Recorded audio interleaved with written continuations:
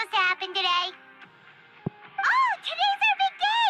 We're supposed to leave the Fortress of Mirapede! Come on, we've got to go complete the release procedures now!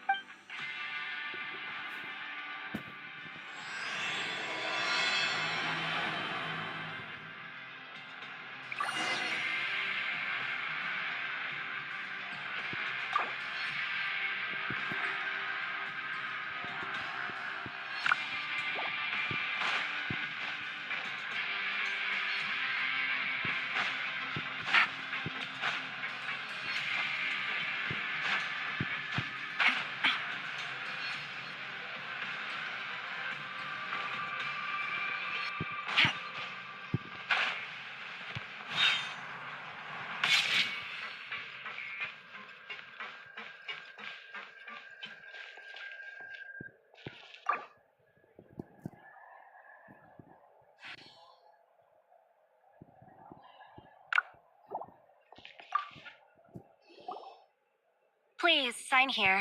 This doc... It's been so long since we've been to the surface. Let's hurry up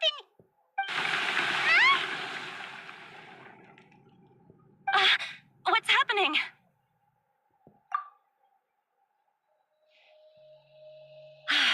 I'm fine, thanks. But I wonder what that tremor was just now. Let's go ask the Duke.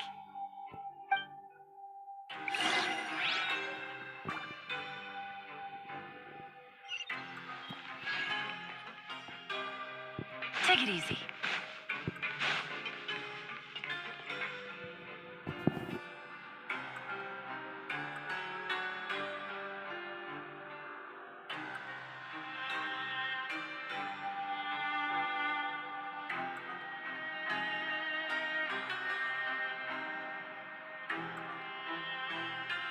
I got a new letter from an informant. Looks like the situation has changed again.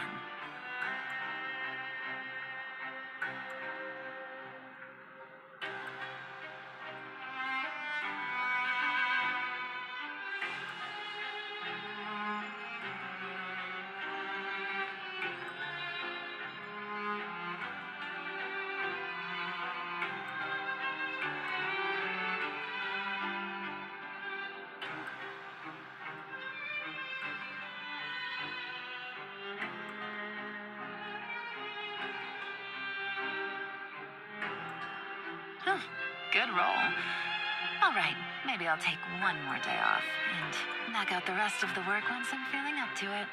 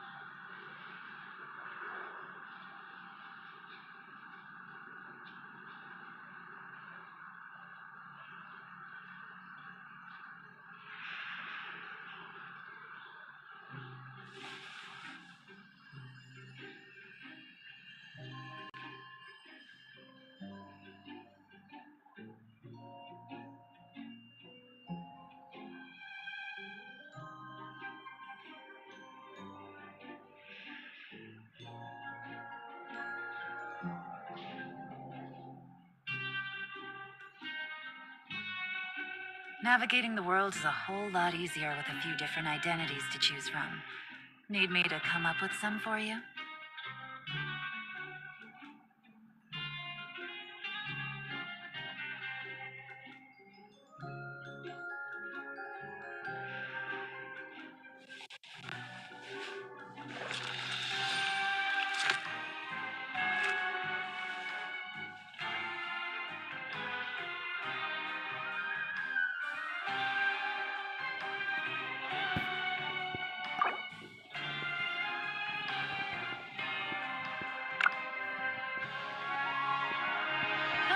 Good roll.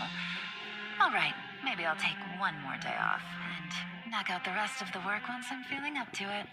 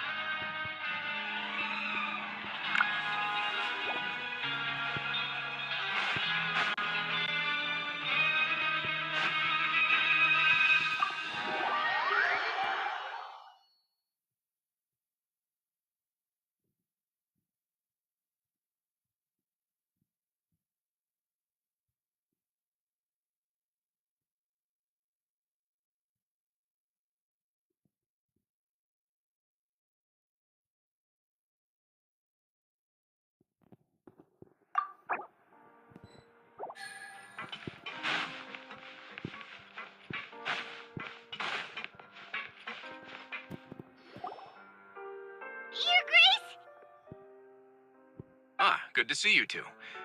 Is there something you wish to see me about? Yeah, what was with the earthquake just now? Ah, that. The tremor didn't originate from the seafloor. In fact, it seems it came from the surface. Over the years of serving as the warden here, I've developed a sense for distinguishing between what occurs on the surface and what occurs underwater. Besides, the seal that Monsieur Neuvillette set in place won't fail so easily. So the fortress is okay? If you recall our last incident, if there really were a problem, there would be crowds of inmates in a panic right now. Huh, you've got a point. Okay, seems we need to get back up to the surface and ask about what happened. By the way, do you know what day it is today?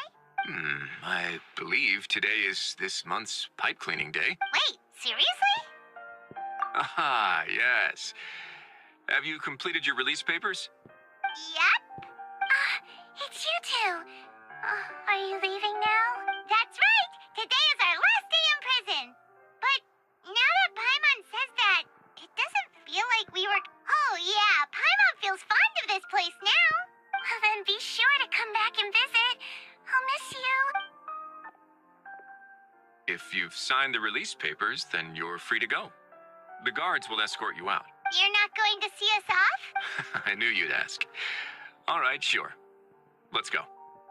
Well, you actually agreed. Ah, so you do have a polite side, I see. After being down here for so long, I imagine you must feel like you're lacking Yeah, don't worry. We'll come back to see you. Paimon... I hope you won't be here as convicts the next time I see you. We'll do our best to stay out of trouble. Well, it seems our work in the Fortress of Mirapede is finished. That's the end of another chapter in our journey. And since Neuvillette was the one who asked us to come here, we should probably go report to... You're going to see Monsieur Neuvillette? I'm sure just your regards. I believe it would be the polite thing to do. You're right.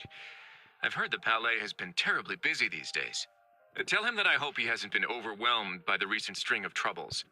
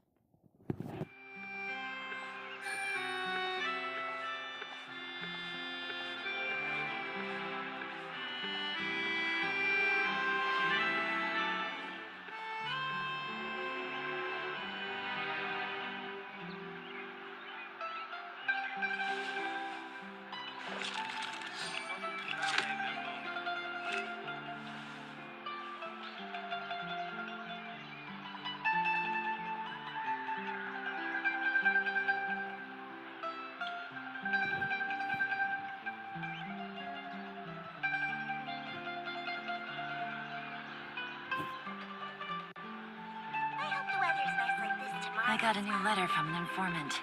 Looks like the situation has changed again.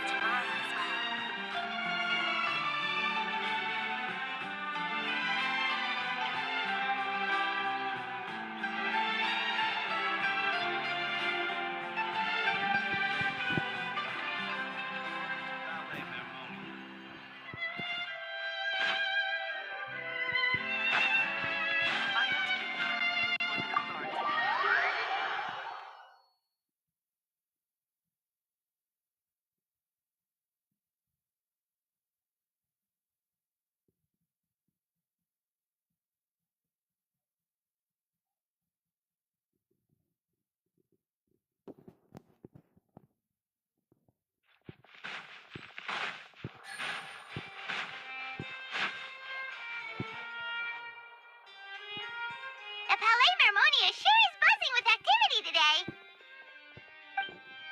Halt! Huh? Oh, it's you two. Apologies. Monsieur Neurvalet did say you'd be welcome at any time.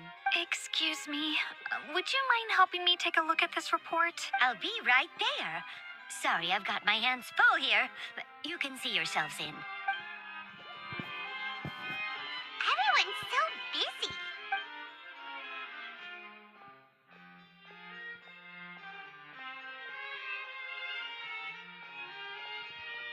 Neuvillette! Hello. You've come at the right time, but you'll have to wait for just a moment, as there are some urgent matters I must tend to first. In the meantime, please, have a seat. If you'd like to have something to drink, let the Melusine outside know. That's all right. We just ate. Very well, then. Let's take a break over there while we wait for him to finish his work.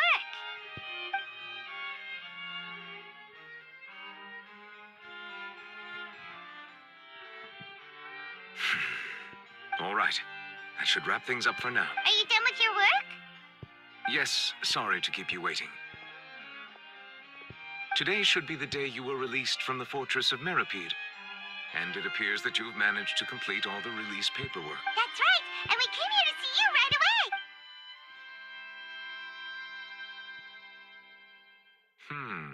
A mass... Do you have any idea what that might be? Judging from your description, that cannot have occurred in any ordinary waters, but rather something like the primordial sea. A whale of that size and shape cannot usually be found in the waters of Tivat. Therefore, we can only assume that Child is presently immersed in primordial seawater. Immersed in primordial seawater? But how? And is he okay? Most people wouldn't be capable of entering in the first place. I'm not completely sure how he could have gotten there myself. Yes? What is it? Oh, right. Paimon felt it too. We asked the Duke and he said it wasn't from underwater, so we figured you might know something about it. It turns out that I have just received a report about this particular matter. In fact, that's exactly what I was busy with a moment ago. The source of the tremor was here on the surface near Poisson. After the shaking stopped, the water levels in the Poisson area rose at an alarming rate. The water levels rose? Oh no. What about all the people there? Fortunately, the water levels only rose for a short period of time and have already returned to normal now. However, I still have a bad feeling about the whole phenomenon. If the change in water levels is connected with the leaking primordial seawater, then the situation in Poisson may be much worse than it appears. Navia should be in Poisson, right? We need to go. I would also like to go there as soon as possible, but I'm afraid I can't leave just yet. We must immediately formulate disaster prevention plans for the surrounding coastal areas to avoid potential catastrophes. I'll have to ask you two to go to Poisson first. I'll meet you there to check on the situation once I've finished things here. There's no time to lose. Let's get going. Please be careful.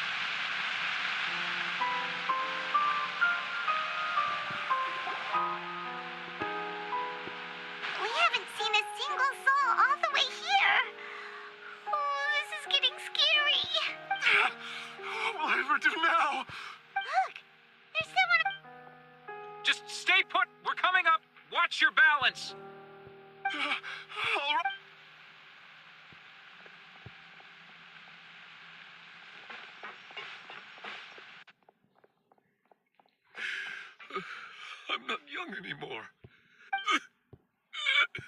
Oh, he looks pretty sad. My leg! How could this have happened? Just hang in there. Help is on the way.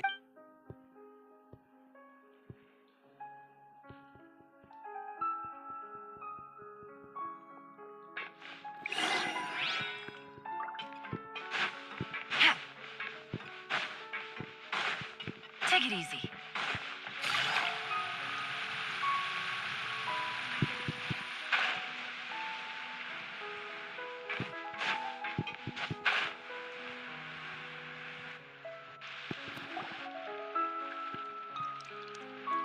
Oh, it's Navia. She's over there. Hey, Navia, are you okay?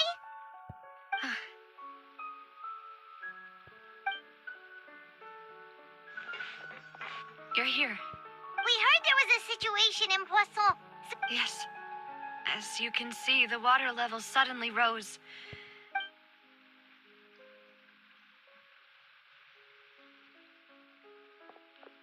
Demoiselle! There was a wounded resident next to a building southeast of here. We've already transported him to safety, but we've run out of medical supplies.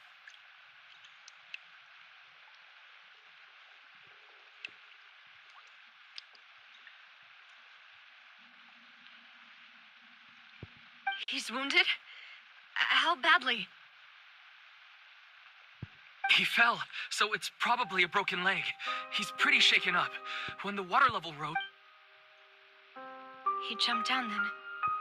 Find the leader of Squad 1 and tell him to take the wounded resident to see a doctor. He should know where to go. Understood. I'll take over his search and rescue mission in the meantime. All right. You'll be in charge. I'm sorry. Where were we? The situation. Right. Allow me to explain. A little earlier, we suddenly heard a loud noise. At first, everyone thought that something might have... The rushing water seemed a little odd, almost like the unique color of primordial seawater. Some people, everyone on the street who happened to be close to the water, didn't have a chance to escape. Those who realized what was happening started to flee in a panic, desperately trying to... The Spina di Rosula initiated rescue operations as quickly as possible, but there have been... The water that flooded the area contained primordial seawater, so the lower levels of Poisson are still hazardous. No one knows if this could happen again. All... How awful. And all of this just came out of nowhere. It was quite frightening indeed. I only... Is there any way we can help, Navia? Thank you for being so willing to help in a moment of crisis. Don't say that, Navia. That's what friends are for. Demoiselle! We've got a situation here!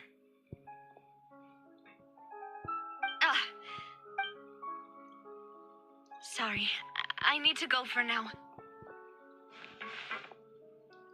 out she goes. Seems it might...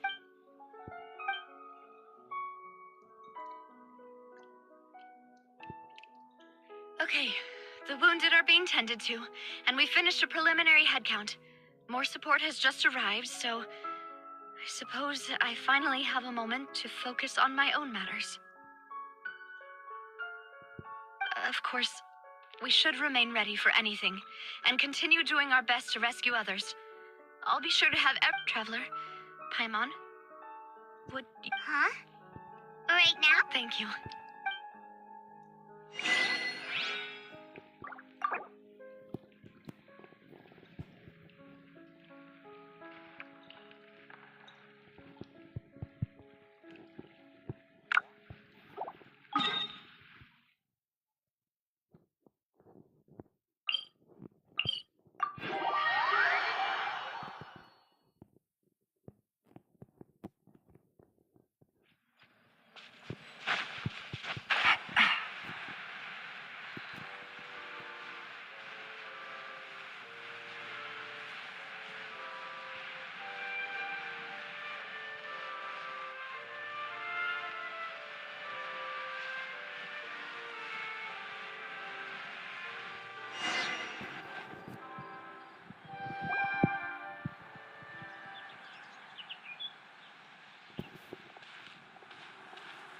not a lot of people here, huh?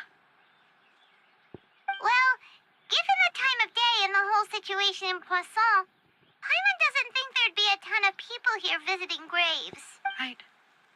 That's how things are now. Navia? Navia, what's wrong? Sorry. I just... Malus and Silver, they won't ever... Huh? What happened to them? Everyone agreed on the rescue plan, but still... they were helping evacuate the residents, and... I've known them for so long. I could at least hold a funeral for my father. And I know where he rests. But as for Malus and Silver... Everything looks so clean after it rains. Even the gravestones. I didn't expect that you... I can understand. Besides... See, it's not just me. I always want... How could Master ever be upset? Yet the cemetery is the home of those who have passed, is it not? Buying yourself a plot in it? No need yet. But when I do, I hope you'll let me be buried beside Master Hey! I'm quite serious. That way, it will save us both the trip to see each other whenever you visit. That makes sense. In that case, could I be buried on his other side? After all, besides you, demoiselle, the two of us could... Personally, I believe we've... Why are you bringing this up all of a sudden? Seriously. But I'd really prefer not to talk about this stuff. And what do you mean by saving me a trip? I've promised to let them rest in peace here. I'm sorry for letting you see me in a mess like this.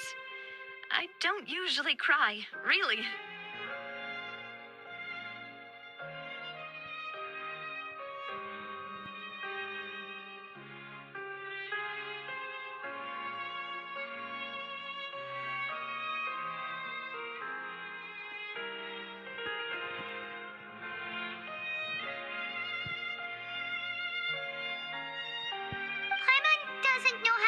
You feel better. I'd always thought I could make my wishes come true. But now that I think about it, that never sold Malus and Silver have helped me so much.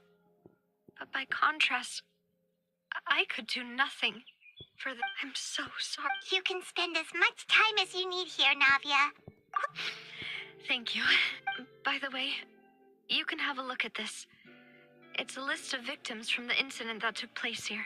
Obena, Khan, Burnett, Giverny, Francine, Karina, Daisy Ray, Joinville, Jolienne, Esson, as well as Malus and Silver. So, everyone else is safe. It's okay. I know what you're thinking.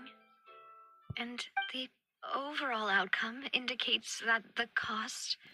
Right! Don't think that way, Navia. One person, Malus and Silver, were not the price for saving anyone. You're right. Thank you, Paimon. What you said just now was... Oh! Seems you've become more eloquent in the time since we last met. The knave? Is everything going well on your side? Yes, my people are carrying out the mission according to your request. All the residents of Poisson have been evacuated, and we're preparing to relocate them to higher ground. As for these supplies, we have everything taken care of. There is no need to worry. Thank you very much. Wait, do you two know... We just met recently. Right, Miss Navia? Usually, I would call this a coincidental encounter. That took thanks to the knave. Spina di Rosula received generous support from the Fatui, which allowed us to complete the rescue and evacuation work so quickly. Mutual aid is essential to fostering positive developments. We were already in the area, in any case, so it was nothing. That said, I must say that you're a lot sharper than you let on. I'm sure you understand what I mean. I apologize for all the ways in which I tested you previously. We've never worked with a Fatui before, and it's extremely important for us to know who we're working with. My subordinates have reported that Fatui soldiers have been observing water levels and taking head counts in various locations. I hear that they've also... This is nothing to brag about, nor do I intend to. It is simply the way of powerful organizations to act forcefully, whether they are doing good or ill. You've witnessed that firsthand, in any case. As I've told this traveler before, I know of the prophecy. Lending your organization a hand was a natural first step in accomplishing that. As such, do not... Without your help, there would have been many more casualties. Furthermore, I sincerely regret what happened to Malus and Silver. Don't say that. You and your subordinates did everything you could. As Paimon said, Malus and Silver didn't choose to sacrifice themselves for any specific person, and they weren't the price paid for other salvation. I've never liked hearing people put it that way. It's like trying to relieve pain by saying some noble-sounding words. You're right. I'm sorry for... Water is life to Fontaine's people, and it also spells disaster. It's no wonder that people always say that prophecies represent fate. Fortunately, I've never been one for such opinions.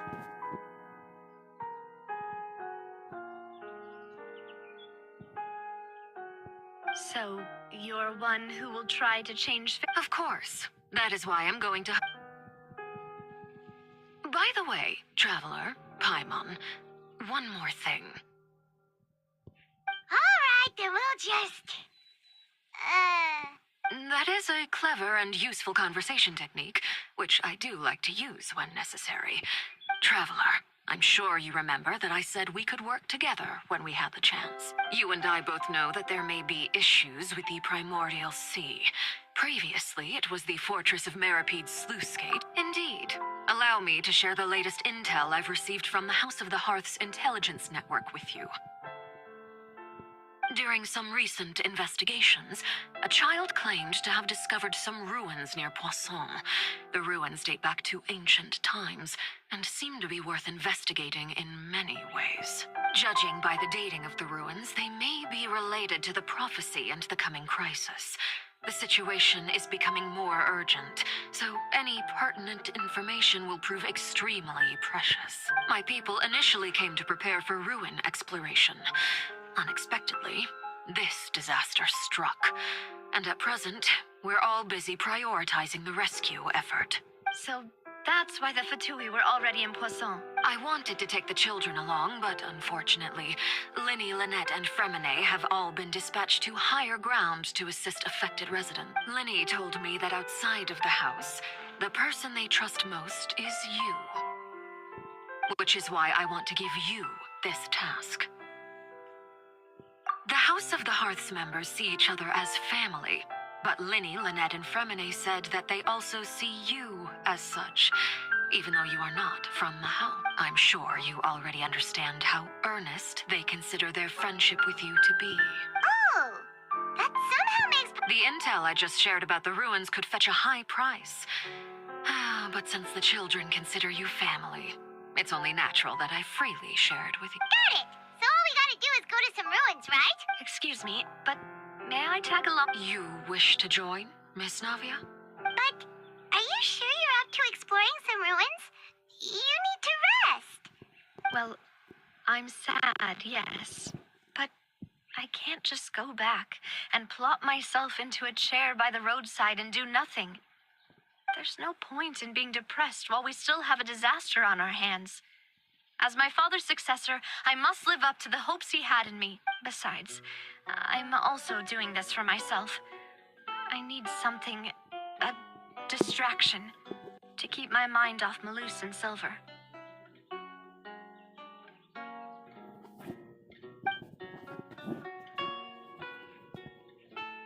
Since you put it that way, I have no objections. What are you... All right. The ruins are to the south of Poisson. Here's the map. Okay, the three of us will handle it. Come on, let's pack up and get going.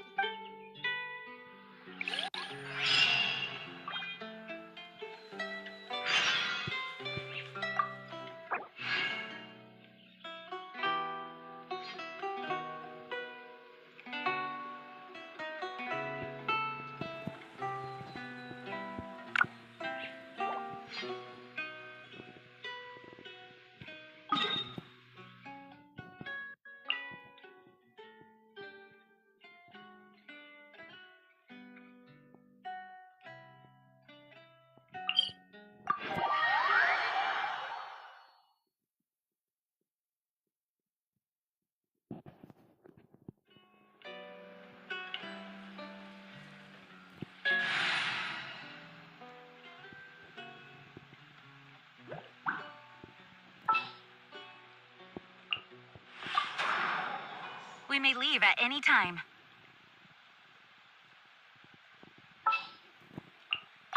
The pleasure is all mine.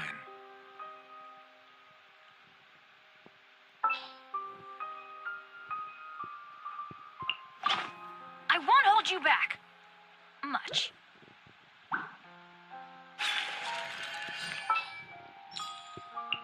Ta-da! Clee's here.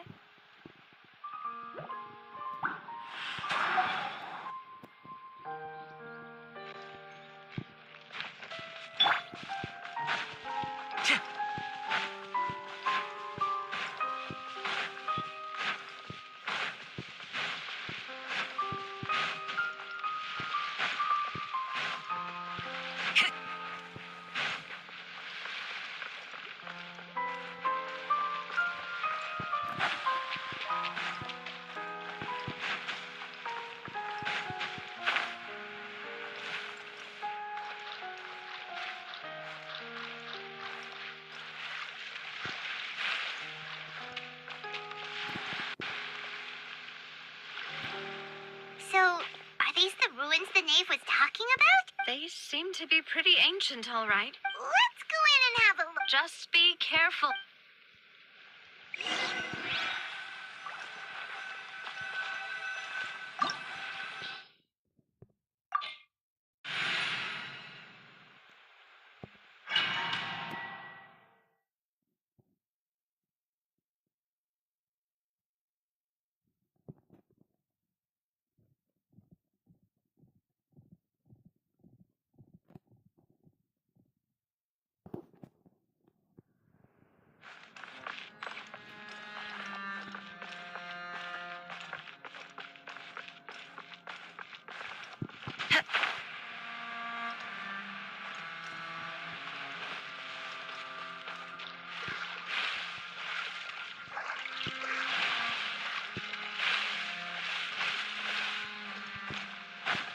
Time to go.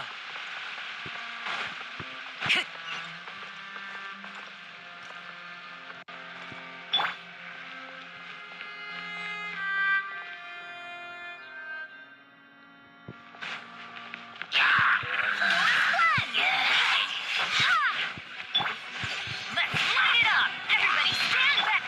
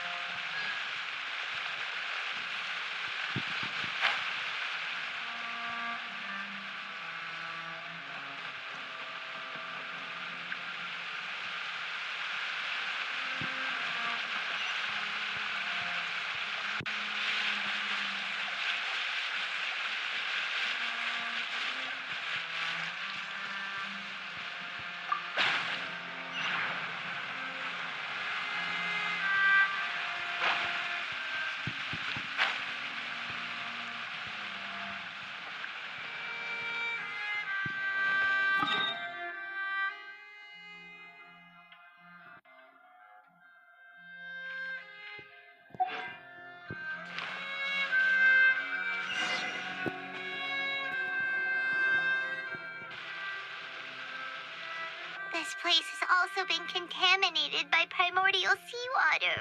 Yeah. And a lot of it, too. A Fontanian would most likely dissolve the moment. Right! You can't go down if there's primordial seawater. It's too dangerous and it won't be don't get Paimon wrong. We're not saying No, you're right. I can't do anything in this situation. I'll leave this to you.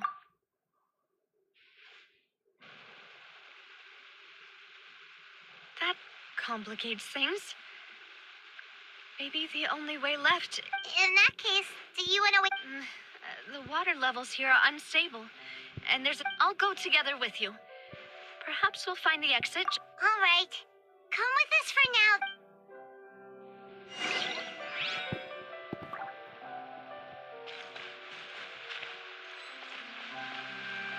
Oh no, it's a dead end!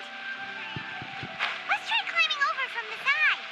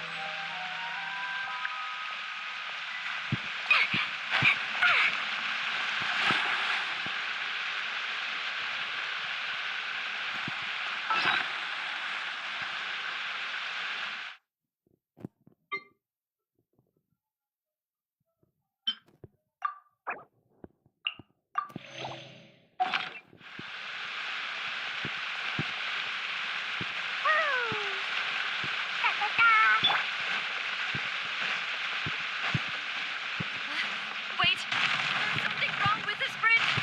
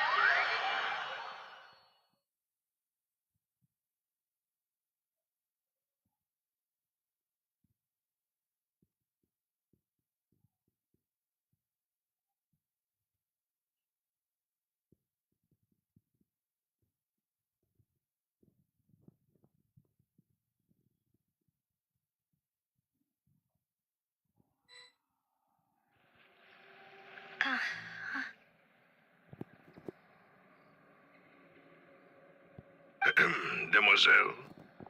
Huh? Demoiselle, what are you doing here by yourself? Would you be standing here till dark if I hadn't come to get you?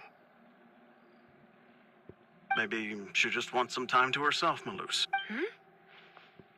Oh. Yes, it would appear so. That's quite possible. However, you were the... Oh, right. I nearly forgot. It must have slipped my mind when I... This is a familiar feeling. Is something the matter, Demoiselle? Oh, no. No, I'm fine. I was just trying to recall why we came out for a walk. Do you remember Mr. Giverny?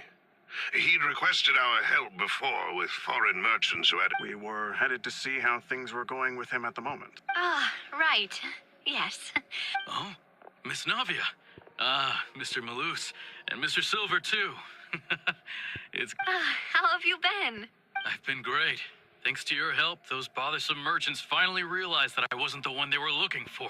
They were knocking at my door day and night. Even my neighbor, Obina, was getting fed up with them. Sometimes force is required to calm someone down and get them to listen to what... That's right. Oh, by the way, Burnett, what was it that you wanted to give to Miss Navia again? Oh, yes. One, Miss Navia. These are some flower seeds that I prepared. Please take them. I don't know what we would have done without your help. So this is a little... Did you cultivate them yourself? Why, we can have as many pots as you'd like, demoiselle. Perfect. In that case, we'll swap out some of the decorative plants for some of Mrs. Burnett's. Very well. Wait. Something... Excuse me, madam. If I'm not mistaken... That's right. No, it's nothing. This is the first time we've ever met. I've heard this name before. And why are there so few people around here? We must mind the time, demoiselle. Huh? We do? Well, now, did you... Miss Navia, here you are. My trial? Wait. Yes, she's right, demoiselle. It's just about... Oh?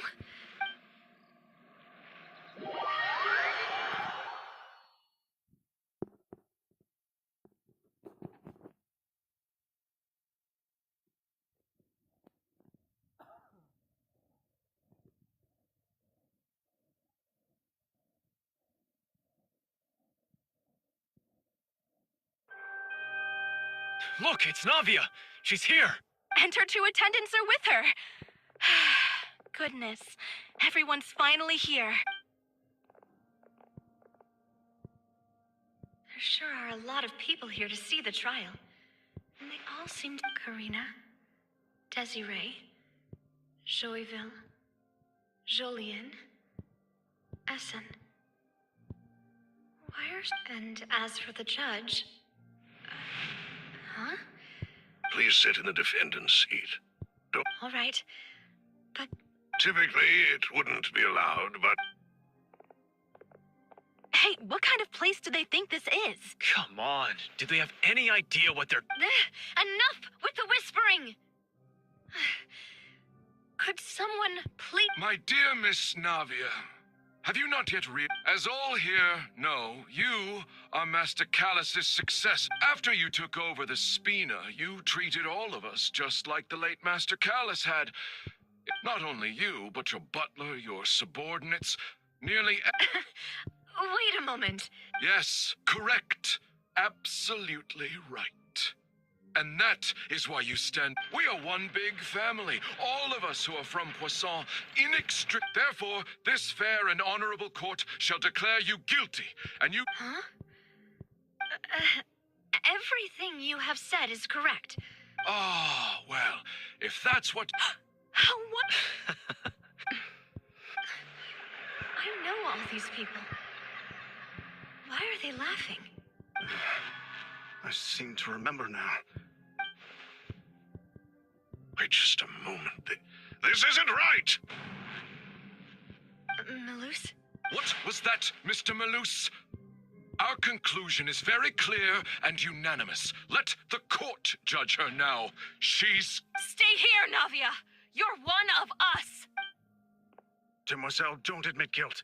This trial means to keep you... I wish to exercise my right to defend Our Lady. Mistress Ronville, you only know of Navia's goodness, but nothing of her utterly independent mind. She was born a free and independent spirit. She has never... Her actions cannot serve as proof that she identifies herself as part of... Please do not mistake her actions as... Really? As an individual, you say? Don't forget, we are all Fontanians here. This, even if Miss Navia only voluntarily rendered her assistance, that doesn't change the fact that her beautiful soul must return to everyone. Everything is measured here in the nation of Hydro, and in the end, everyone shall meld together.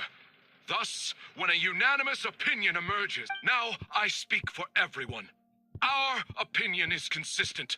Navia should stay. And you would call this justice?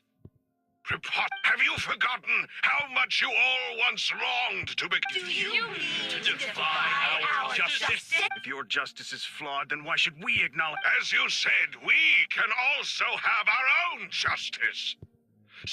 And that. My head. Demoiselle, Silver, it hurt. I remember now. Everything that's Karina, Desiree, Joyville, Jolien, Essen, and Mr. Giverny and Mrs. Burnett, who we met earlier. Even Malus and Silver. I don't want to admit it, but they're all dead. don't be afraid. Absurd! Who are you to say that she cannot be judged? Don't let them escape! Mr. Malus and Mr. Silver, must you be so stuck? How could the two of you possibly hope to stand against the collective? Do not resist. This judgment is fair and just. Navia belongs to... After all that happened, she should not be left alone in Poisson. What are you saying? No more excuses! She says we're jealous. Jealous? How could she possibly be? What's with these people? Who's jealous of her? She belongs to us. This... no... Silence. That's...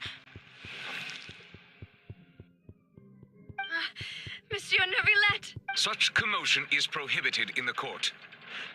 The court will adjourn for the rest of the day. Our thanks, monsieur. Please leave with me, Miss Navia. But...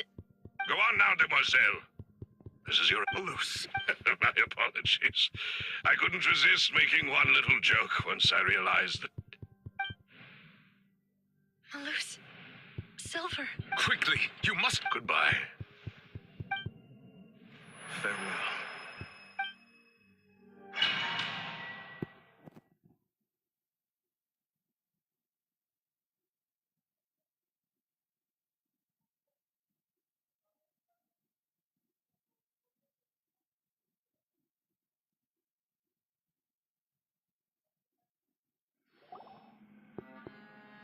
No, wait!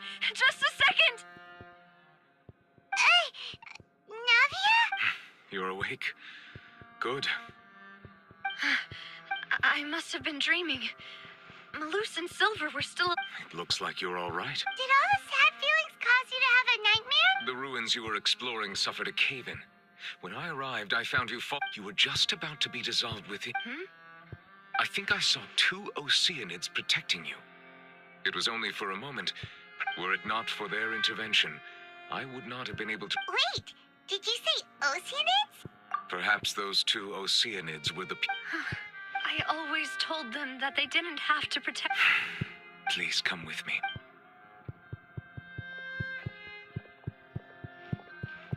Neuvillette, are you okay? Oh, I am quite... Why do you look so... Oh, Paimon knows. I merely thought that we should give Navia some... Huh? Why didn't you just say so then? I suppose... Ah, Siege... No way, don't worry. I see. Well, that is good. I have always worried that Sigewin would need a lot of time to understand the world of humanity. Oh, and the Duke also says hi. Even though Sigewin made him do that. He hopes that you haven't been overwhelmed by all... Thank you. I have indeed been busy lately. He still doesn't know what to talk about. So, Neuvillette. This isn't going anywhere. Yes, in fact. I had arranged to meet you in Poisson, but when I arrived, amid my astonishment, I ran into the nave, and we had a chat. Yeah, we originally planned to meet up with you, but we thought you might still be busy with all those official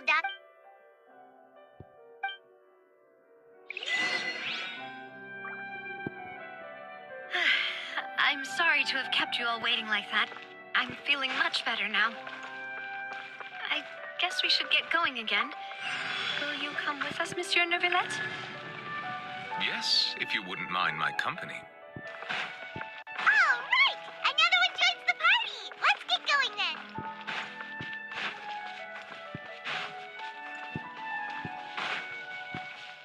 Time to go.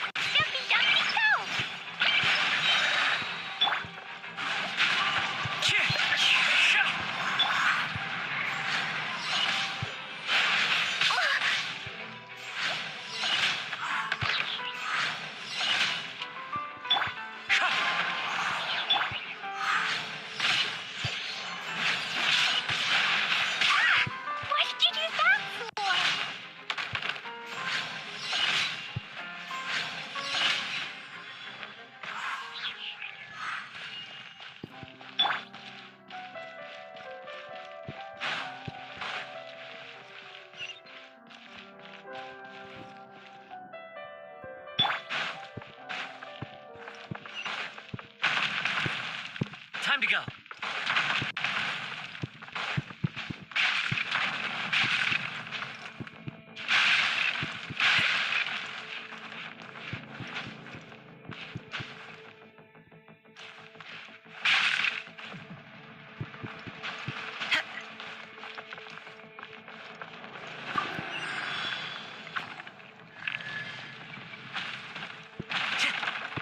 Watch out! There are rocks falling over here!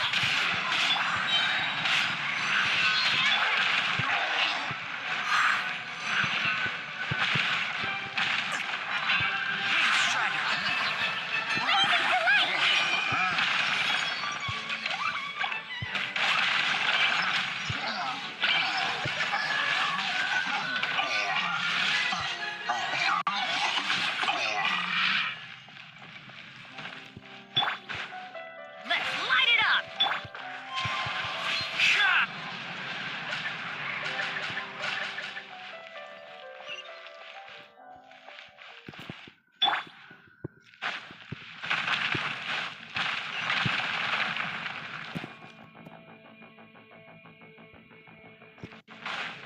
Off we go!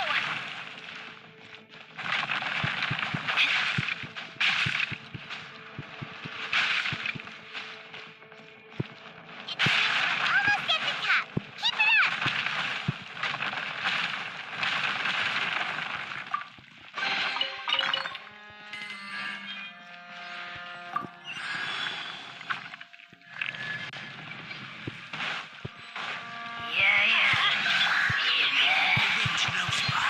Clouds high. The birds come. I'm going in! I swear by my sword!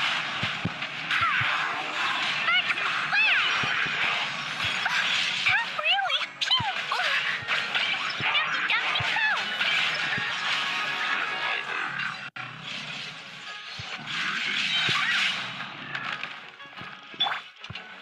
Into the wind. Nada kundala.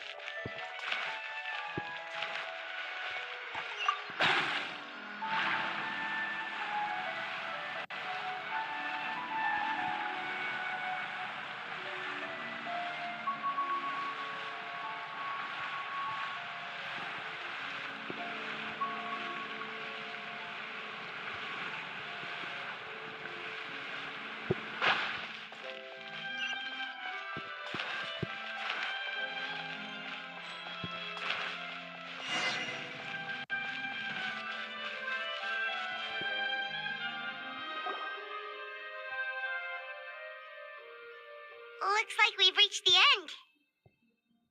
This is the place? There should not be any other hidden. The path sure had some twists and turns, but it turns out that this place isn't actually that big.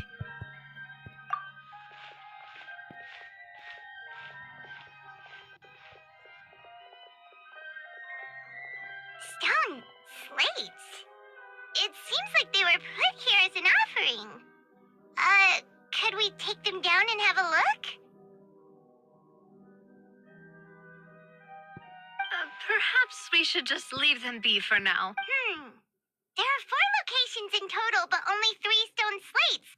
The slate that should be in the first empty spot is missing. The surrounding walls also show signs of damage. There's something written below. Let Paimon see. Reason dictates that this nation be destroyed. I shall record the history of its future here in its past. It feels like someone left these slates and these words here for a purpose. But does he mean that Fontaine should be destroyed? That would fit the circumstances dictated by the prophecy, yes. Indeed, There's a person kneeling here. She seems so dedicated. And there's a whole bunch of other people behind her doing the same. she's facing this... what is this? And is that Lady Farina in the third image? Did the Hydro Archon fall into the water? And is that a ring of people around her? The fourth image. I know this one. The people will all be dissolved into the waters, and only the...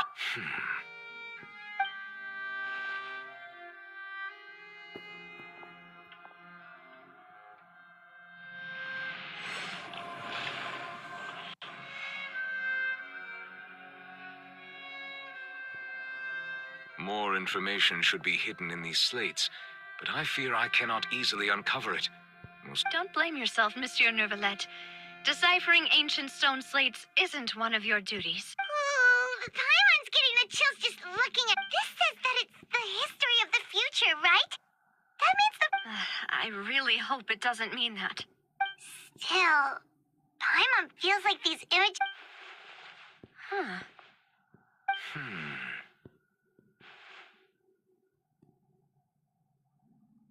That's right! If the images are in chronological order, shouldn't the fourth, the waters drowning Fontaine, come before the third, where the Hydro Archon herself falls into the water?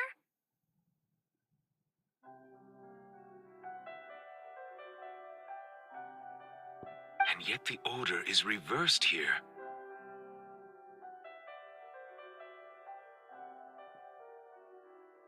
If we go by timing, Lady Farina only emerges in the third image. That means that the person in the second image might be the previous Hydro Archon. Egeria, then. I had never met her, but her appearance here does match the records. The previous Archon kneeling before the floating island in the sky. Did she herself commit that sin? Also, I'm still wondering why these ancient stone slates are here at all. Judging from their content... But who would have created these slates and left these words here? It seems that any further clues will have to come from Farina. In that case, there's no time to lose. There's nothing else to be gained here, so let's head back first. Yeah, we better get somewhere safe for now.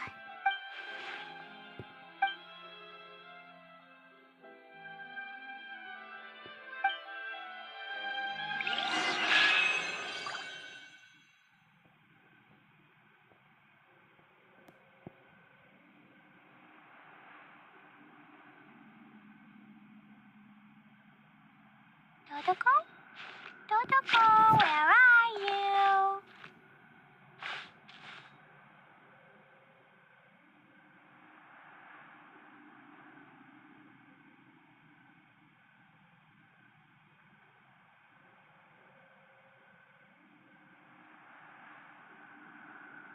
These bombs, so heavy.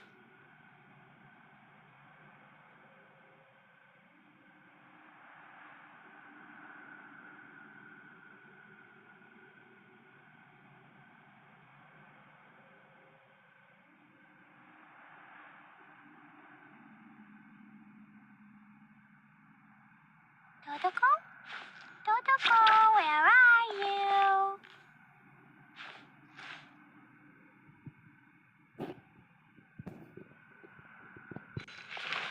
La la la, da da da.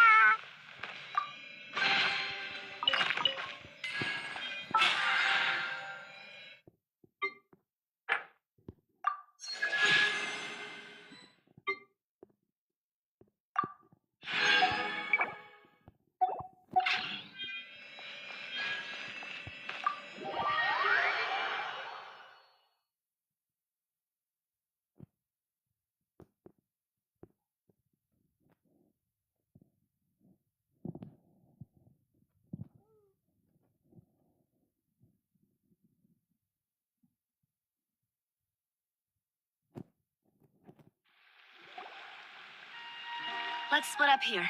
I'm going to check on what's happening with the Spina. You know how it is. You still have energy for that now? Just head back to the Fleuve Cendre and have a rest then. Thank you. I'll depart as well. Thanks for your hard work today. Traveler, I will go talk to Farina tomorrow. I'm sure that you're concerned about this matter as well. If you have time, drop by my office. Are you really gonna tell? She has long been harboring secrets and will not give them up easily. which makes it all the more All right, we'll leave. I will be careful. Traveler, Paimon, our safe house at the Fleuve Cendre is always open to you as... All right. I'll be on my way then.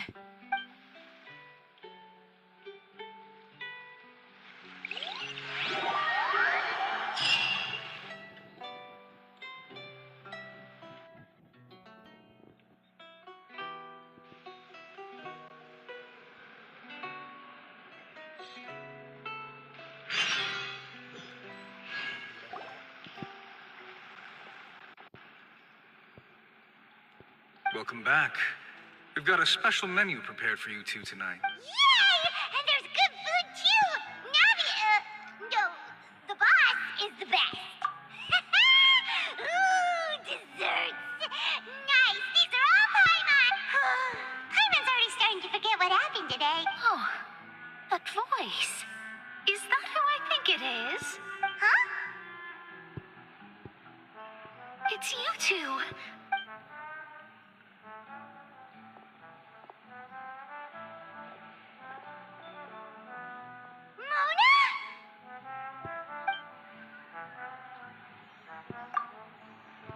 Seriously, nobody just uses a scry glass whenever they've got time to just see who they'll meet on the road. Still, we didn't expect to see you here. Well, I have some business to attend to here, so I booked a hotel in the city. I was just out for... Why did you think I was from Fontaine, though? Is that because Magistus doesn't sound much like a Mondstadter surname? Well, I used to have my own surname, which was... well, some other thing. Either way, the old hag told me when she took me as... There was nothing for it, really. She really is amazing at astrology, so I changed my name to what it is now according to her wishes. To my surprise, however... Nope. Although it is used by us in place of surnames, it generally just means great. Wow! Imagine including a boast in your name. I reckon so. In any case, I'd give my disciple a name like this as well. The Astromancer Barbeloth Trismegistus. Whoa, that's a long one. My name means Mona the Great Astrologist. As for the old hag, hers is, in plain speech, the thrice-as-great Scholar of the Stars. Thrice as great? That's so... I know, right? That's just how she is. She used to call herself Magistus, actually, but... Talk about excessive. Magistus is thus the calling card of our school, so to speak, which makes it about the same as a surname. It's all right if you don't get it. You can look into it further should you need to study astrology more deeply.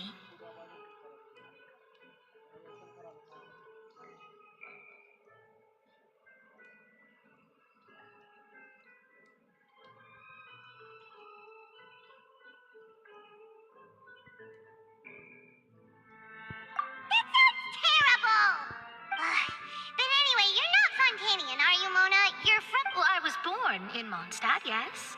My parents migrated to Dorman Port, and I traveled with the old hag for a while, after which I settled down and... Oh, that's a good thing then. At least we know you... Speaking of that, I'm sure you're aware that a bunch of things have happened here in Fontaine, right? There's something ominous about it. Well, the water, I mean. That was the main reason, yes. Just a while back, the Steambird invited me to take part in a panel and speak about the circulation of the prophecies and astrology. The invitation was sent quite early on. I don't think anyone expected Fontaine to be in the... What do you make of that prophecy, Mona? Just tell us what you think as an What I can tell you is that I'm an astrologist, and that this prophecy concerns the fate of Fontaine. I'm afraid that this is not something that just anyone can do. But on the flip side, the prophecy is so huge and powerful that it must surely come from a powerful visionary. A visionary? Sounds... Of course. The old hag could do it, and I'd bet there are others amongst those Hexenzirkel colleagues of hers who could do something similar.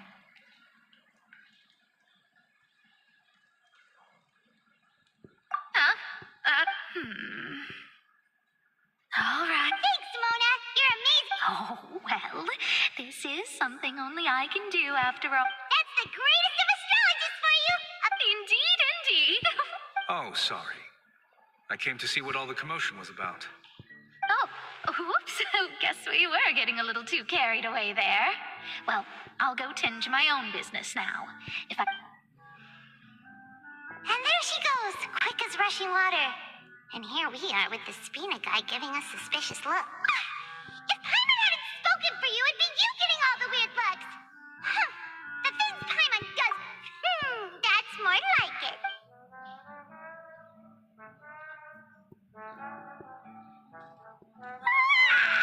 Good morning. To be honest, Paimon still thinks... But it's time to get up, Trap.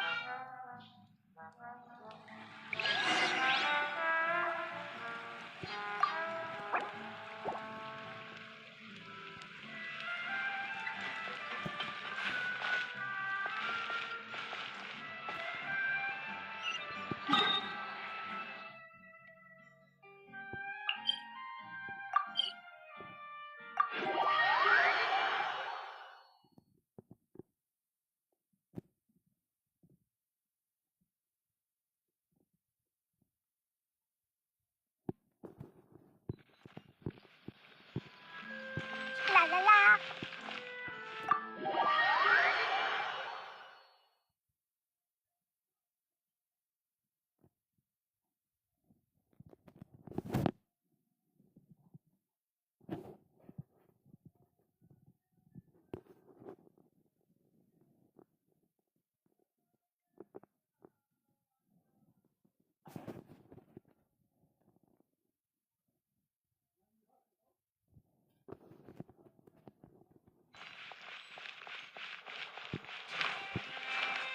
Da da da.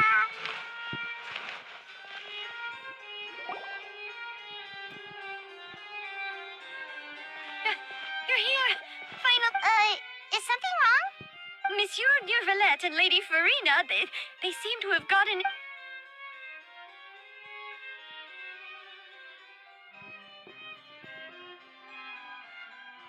Like I said, I've already explained everything. And yet the problem has not been properly solved. There is little space for excuses between us. It is not my intention to offend you, but please, tell me where you stand. You are the Hydro Archon Focalor, are you not? Look at this. This is a list of the victims from the recent Poisson incident.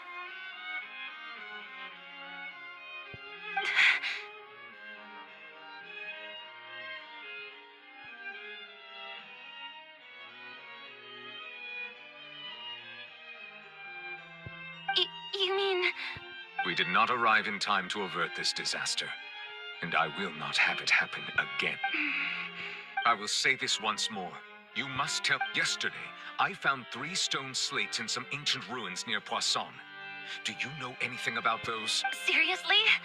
You're questioning me like this is a court case now. I don't know anything about that. But you found them in some ancient ruins, you say? That's correct, which is why I came to ask you some questions. There should have been 4 slates, but one of them was missing. The other 3 feature different images that seem to correlate to the prophecy.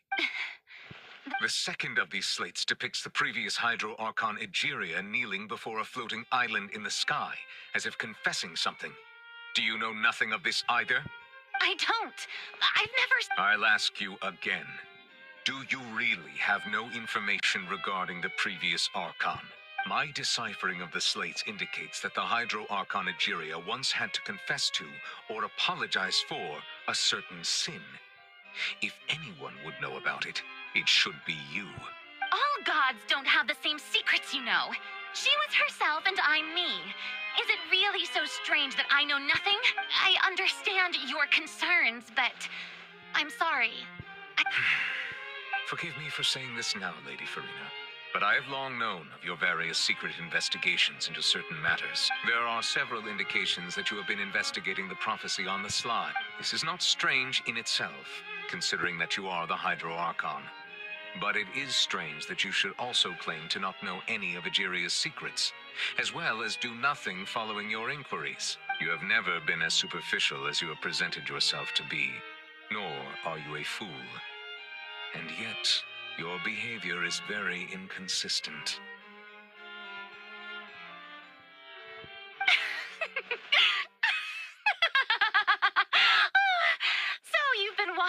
all this time, have you? I didn't think you were that type. You... Well, since you know about my secret investigations, then you should know I'm actually working to take care of it. There's no point questioning or suspecting me. You're the Eudix, but you're still my subordinate. You should be following my lead. Just trust in me. You're Archon, and do as I say. Never mind whether you can truly convince yourself to or not. It'll all turn out fine. That's all I have to say. We do not discuss this matter again. Oh, the opera's about to start. Toodles!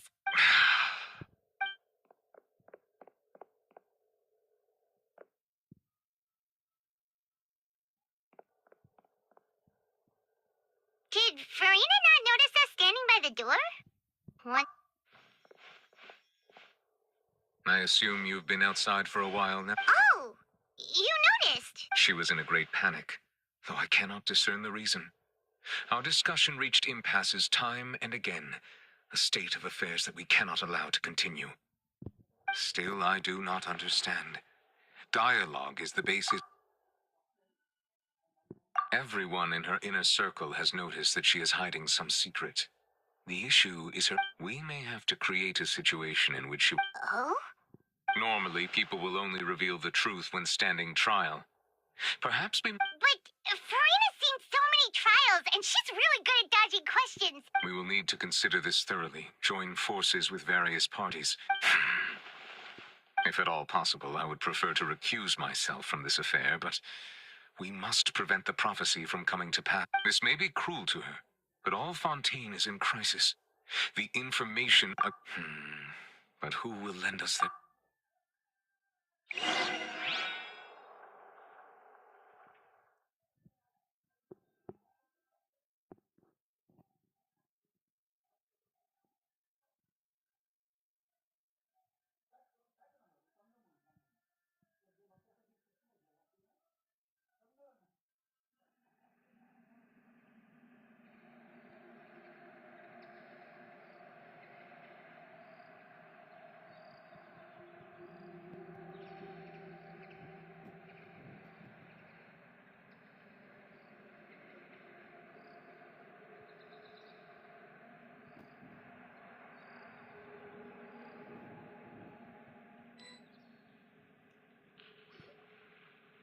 Well, that's everyone, huh? Speaking of which, it was pretty smart of you to think of hiding here. Poisson was just involved in a disaster, so it's presently devoid of people. That naturally makes it the best choice. And here you are drinking tea like it's the most natural thing in the world, huh? That's what families should do. Sit and enjoy a leisurely time together. It's nice to enjoy tea here, you know? Care for a cup? Lend me your ears, everyone. Or perhaps one of you might like to start us off. How about you, friend? Me? Then, how about you, good sir? I fear that I will cause the mood on this boat to become as somber. Well then, I guess we're lucky we've got a local like me to organize things. Wonderful, the spotlight at last. I guess I'll be facilitating things. That was a little long-winded, don't you think? Oh, you might be right. Anyway, to cut to the chase, our friend here, the Traveler, has brought us together to discuss something. As for what that is, well, let's start by saying that we'll be pooling our efforts together to create a series of traps. Oh? How? Well, it's just an expression, really. One that I just learned from Chlorand. And you... Huh? Didn't you say that you would be... Oh, come now. Your work doesn't involve much public speaking, right? This is a good chance to practice. I see. And what does my boss say? He is glad that you consider him your boss. Do go on.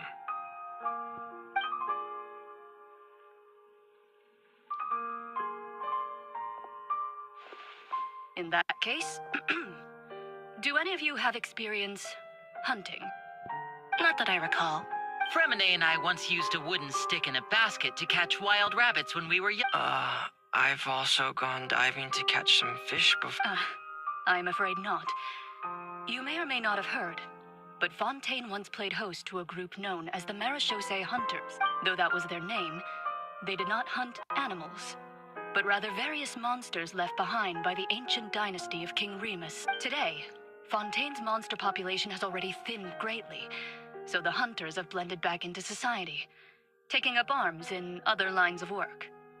They even left a unique methodology of hunting in their wake. A trap comprises of the following components: bait, a trigger, and a containment device.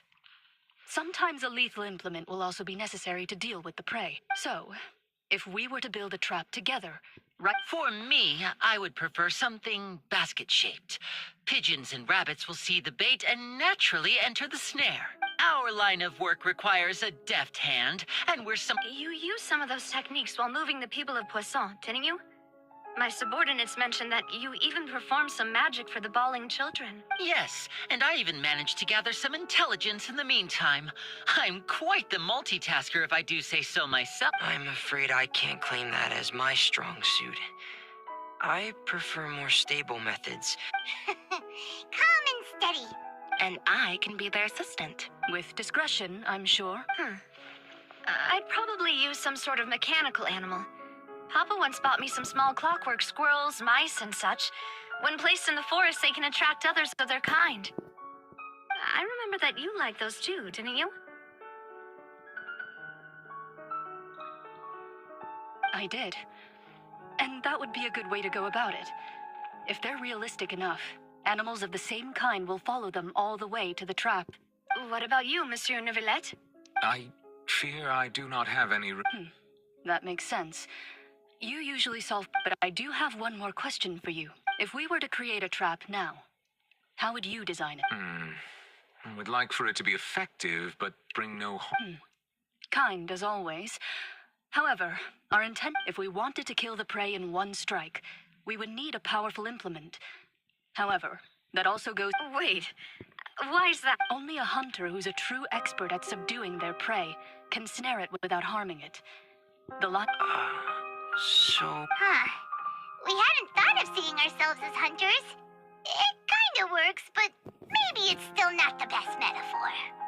If our means of capturing and dealing with our prey is to put them on trial, then the hunting metaphor is actually quite accurate. But we shall require much more courage than any hunter to judge a god, a being whose seat is an exalted... Oh, so that's what's going on.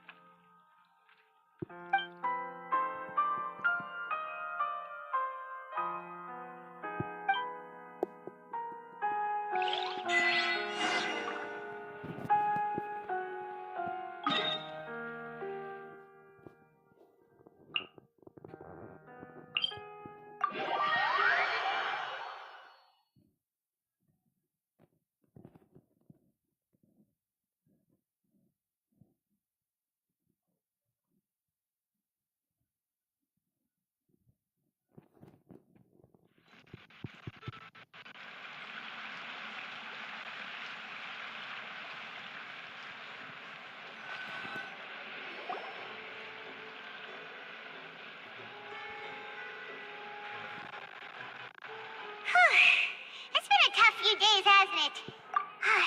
Paimon didn't think the meetings would go on for so long, but Paimon thought they'd be at least a little frightened. Well, Fremine was, now that Paimon thinks... it's hard to say. Paimon doesn't have... After all, you're the most reliable did you just pour some tea? What's that? Paimon's never seen... Don't be frightened. Who's that voice? But there's...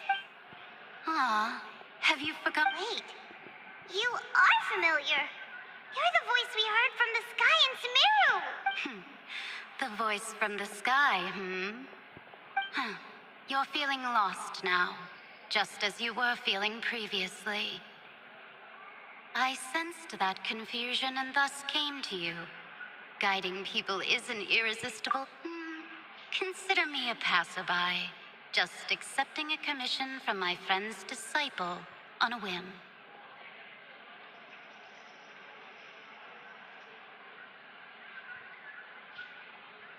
The prophecy. Yes, what has been prophesied will be fulfilled. You may be... What? Then is there any way we can stop it? I believe you have witnessed a failed attempt with your own eyes. Can everything in Tevat so easily be changed? So just as prophecies are usually only the future as seen from the perspectives of the gods, could things be happening in hidden corners where the gods gate? Are the things that you shall see different from the fate? What is she talking about? It all sounds... I believe that you understand, right? Some things are insignificant, but others you must reach out to change. Ultimately, fate shall serve as your only guide, no matter what will happen in Tevat's future. This was good tea, by the way. The voice.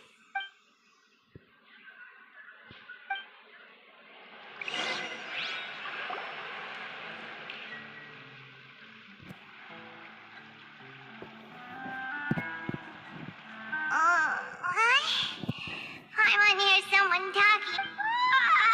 All right, come. Hey, it's you who's getting lazy, okay?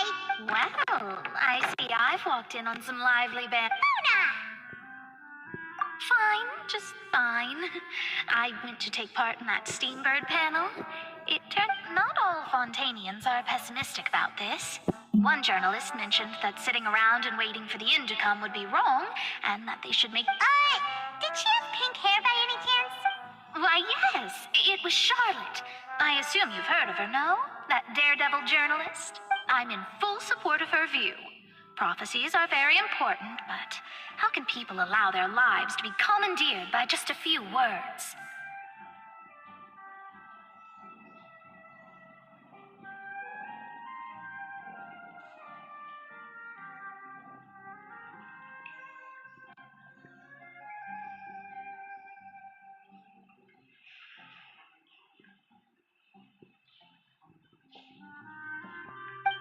That's right! Paimon's glad to hear something sensible for once. Yes. About what we had discussed before.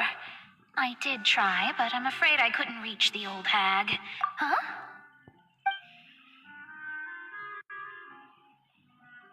Goodness gracious. Are you serious? She said that even the god's gaze has blind spots. Pretty bold if you ask Paimon. Most people would believe the gods to be all-knowing, right? The Hexen Circle members are certainly anything but ordinary. As for the mage named N, the old hag has mentioned her a few times. She said that N's sense of direction is incredible, and that she loves guiding those who are lost. But I've never met her, and if she were still alive, she'd be... Well, suffice it to say that the hag's at least a few hundred now, and N's been around for longer than that. Whoa. The Hexen Circle sounds like a scary group. But they must really stay in shape to live so long. Their abilities alone are pretty terrifying. If she came to see you personally, then the problem you're facing must truly be of great importance. Well, it's not like Paimon could understand anything she said. Yes, she was quite cryptic, but I suspect she means that there is still a way to turn things around. She didn't say when or what that would be, though, so perhaps it is something that you cannot know right now.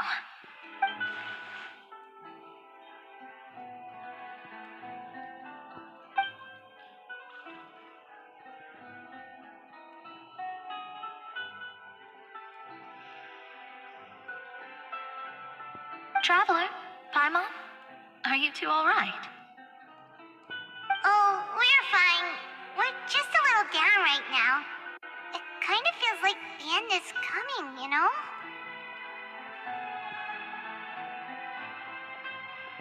I see. I feel that same sense of desperation, too. I guess you could consider me someone who has often witnessed fate. So far as I have seen, it cannot be swayed. But even so, I still hope for and believe in miracles. Astrology is eternal and rational, but fate may not be. It is cruel, but it can also be beautiful. Perhaps that's what En was trying to tell you. Not to lose heart, and to believe that what you are seeing playing out before you is not yet set in stone. I did originally think of steering clear of all this, but I couldn't. Even if this is all futile, I still wish to help everyone. If we don't struggle to the last, then how can we face the end when it comes? Huh. You do have a point.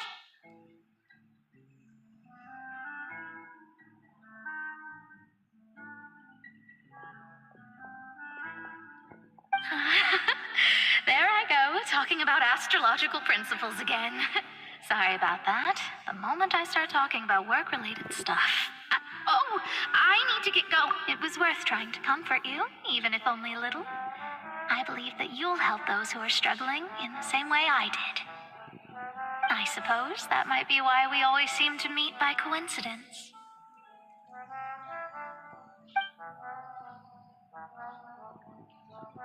Paimon feels kind of moved by what Mona said. Hey, Traveler, Paimon suddenly feels like going outside for a walk. Let's go. Let's walk around the city, shall we? There's a few spots we always like to walk by.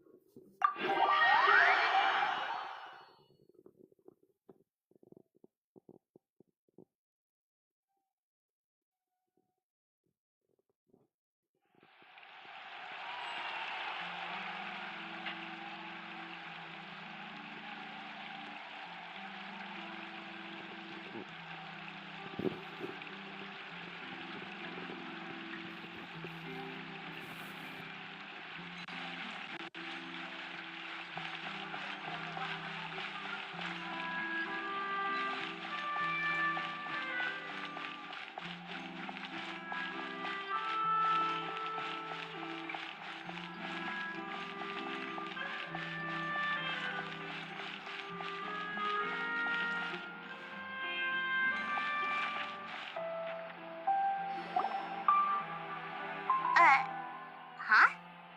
Our names are written in this newspaper. What's going on? Let Paimon see.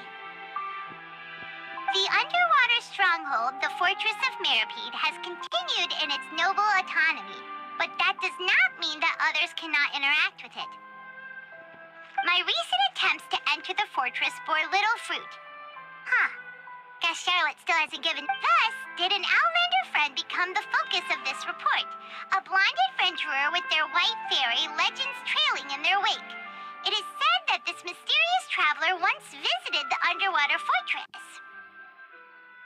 So while the fortress's interior remains a mystery behind closed doors, do not fear, for the tales of the traveler contain surprises in spades. Journalist Charlotte's biggest scoop yet. The Traveler's Trail, World Walker. Huh. Charlotte took so many awesome photos of us and we never even noticed her. She hasn't been able to get a hold of anything at the fortress, so since we're easier to find, she's using us as the subject matter instead? Ugh, seriously? Well, fine. Those headlines and photos do look cool, so Paimon will forgive her this time.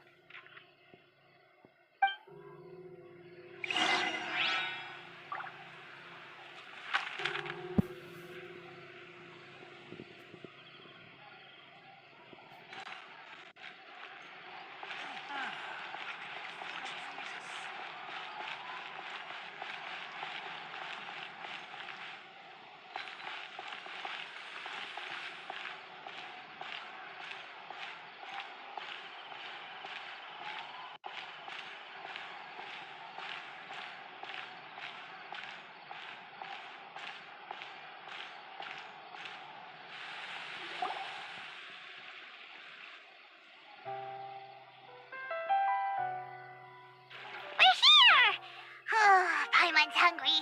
Should we go in and get something to eat?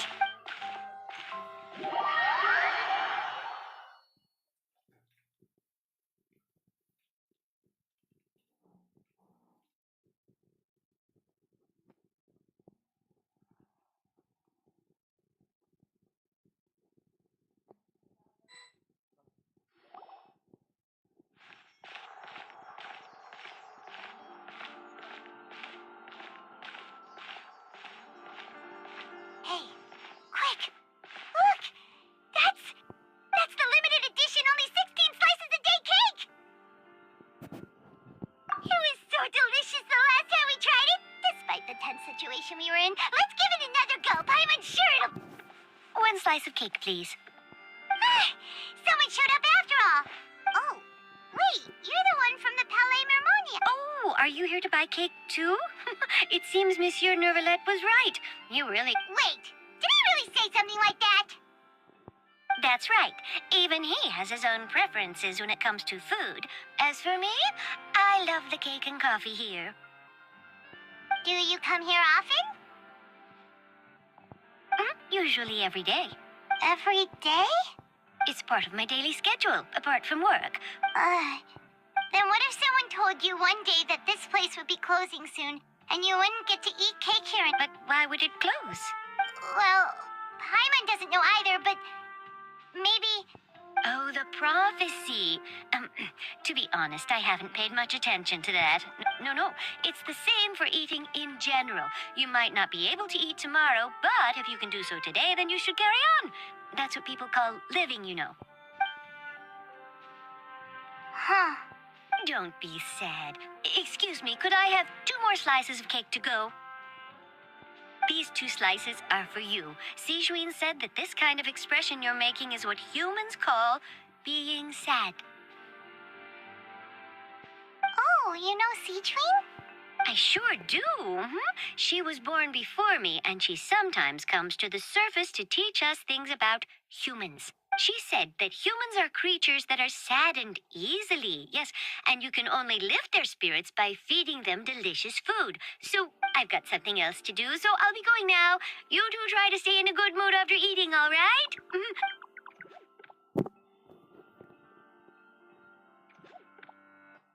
And there she goes.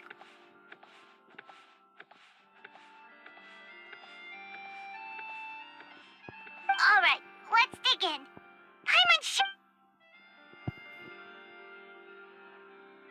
It's more delicious than last time, and the flavor gets even better with a sip of tea. It sure would be nice if we could come again tomorrow. Sure would be nice if we could always eat delicious.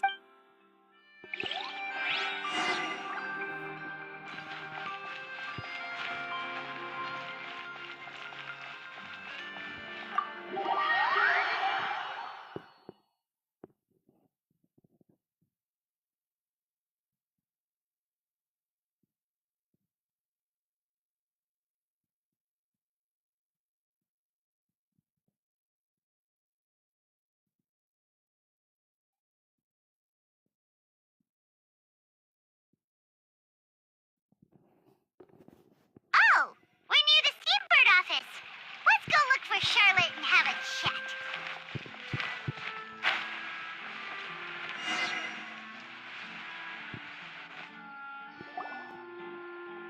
Wow!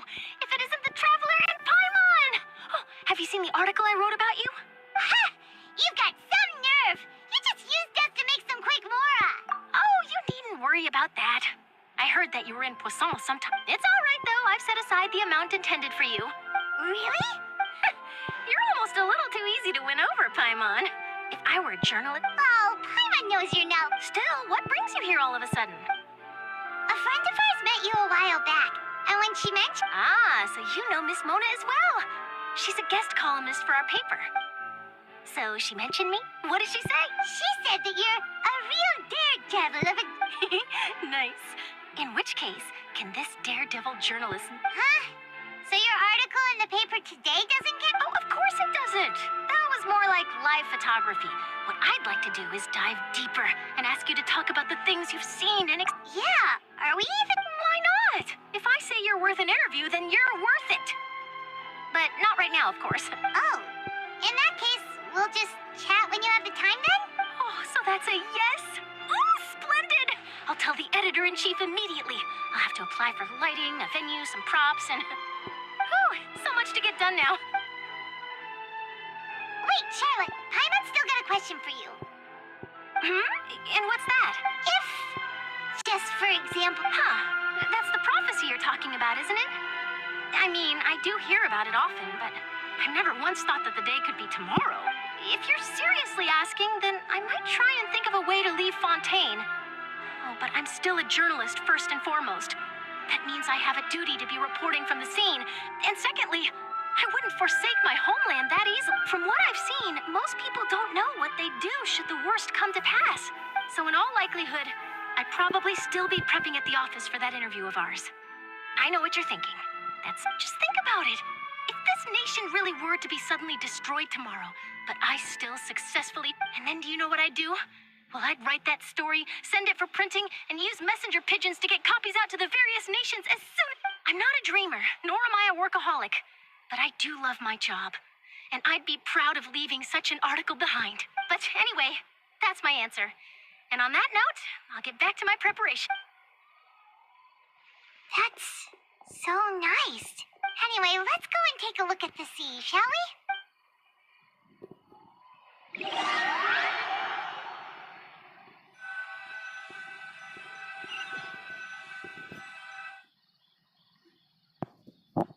The sea breeze and scenery can be a pretty soothing combo, huh?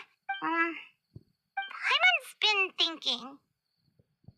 If it wasn't Fontaine, but all of Tevat that would be destroyed tomorrow, where would we go and what would we No, Paimon should ask, if you could choose, what would you like to do? We've always been moving to the next destination, so we haven't spent much time thinking about these kinds of things. You mean, still traveling? Huh.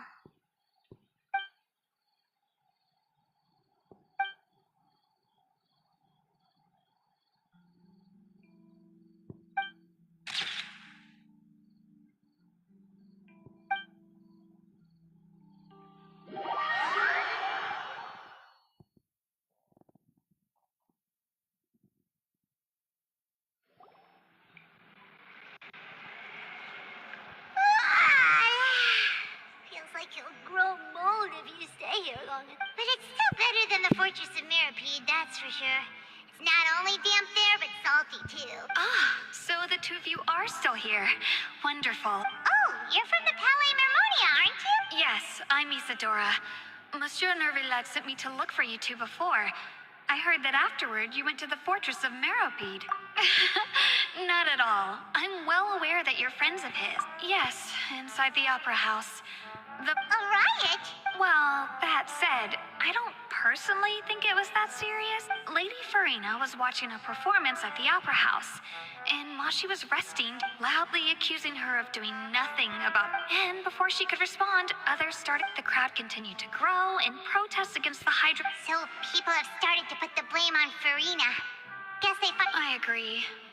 People will naturally rely on gods, as is customary. So what happened after that is Farina... Seeing that the situation was spiraling out of control and that further argument was pointless, the Marechaussee fan... So... That's right. That said, I don't think there's much to worry about. She is a god, after all. Even if she were to fall into the hands of rioters. Good. Monsieur Nervillet sent me... Don't worry. This is more than enough to go on. Is that so? Well, all right. Well, sounds like we should hurry over to Poisson then. If we know Farina, she won't try to fix things in this situation. And as we also know, she may be loud and dramatic, but when Nervillet was talking to her in the Palais Mermonia, and she heard it would be hard for her to ignore being a... Paimon thinks Farina's probably taken the opportunity to slip away to Poisson and try to relieve the sense of guilt that she's feeling. Huh. Well, what do you think? Paimon knows the answer, of course, but Paimon can do the analysis to back it up, too. Cool, huh?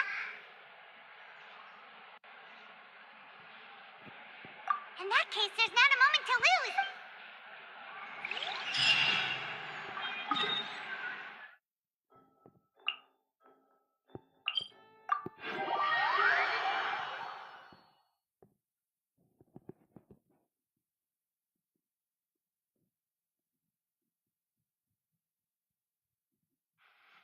This place looks deserted. Could Farina really be here? Let's try to find her as soon as possible.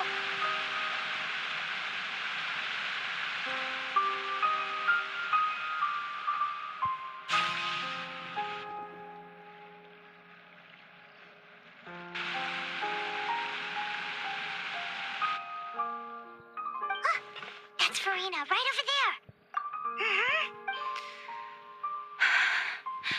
Should I just give up? What was meant to happen did happen after all. I'm sorry. I am so... Give up, Farina.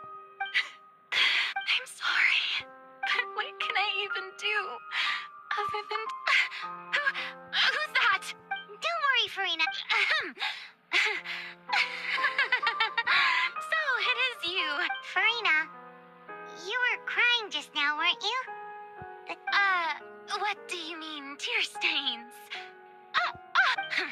Who did that uncivilized rabble think they even dare to tout their Archon? I must teach them. Oh, and I'm sure Nouvellette and those people from the Maréchaussée Phantom are freaking out right next to... Hey, there she is! The Hydro Archon's over there! Quick, after her! Farina, those people seem to be after you. They are? They're just some rabbit... That's against the rule. Farina just ran off. Quick, we have to catch...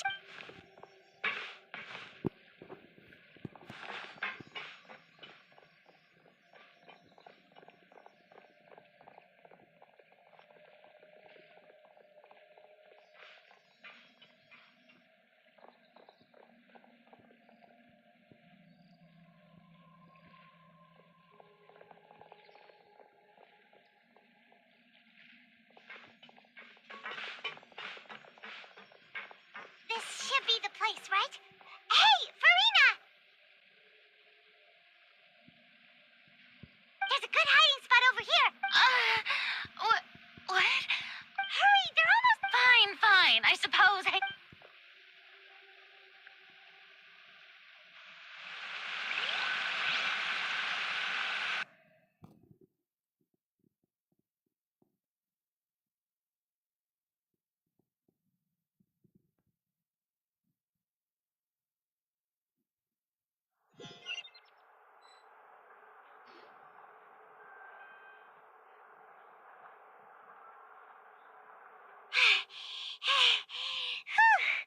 Paimon's exhausted. No! I mean, I merely gave in to the sheer enthusiasm they display. Yep, that's a good... What's happening? Yeah, a quake of this... It can't be. Well, there's no need to worry too much about that. Nouvellette's made some Yeah, but the people of Poisson...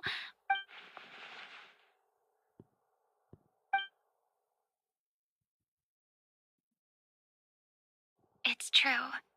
I've been investigating the prophecy for hundreds of years. I once had informants all over Tevat, searching for clues and feeding information back to me. I've tried all kinds of ways, too, to hold back the sea. But all my efforts proved to be futile in the end. We cannot make an enemy of the divine. No matter what we do, the will of the heavenly principles will have its way, and the prophecy shall be fulfilled. Give up. I do love the sound of that phrase. It would indeed. I've thought about giving up so many times. Fate is really unreasonable, isn't it? It has no heart and obeys no rules. The prophecy has only just started to come, but just now, it all became clear to me. I still don't have the right to come to terms with fate as long as the final moment hasn't come. Don't worry. Well, that's enough for now. I got the impulse to play the stricken maiden, but honestly, considering my rank and station, don't take any of what I just said seriously. How could I possibly let Fontaine fall to the whims of... Come on! Paimon could have sworn you were actually being honest.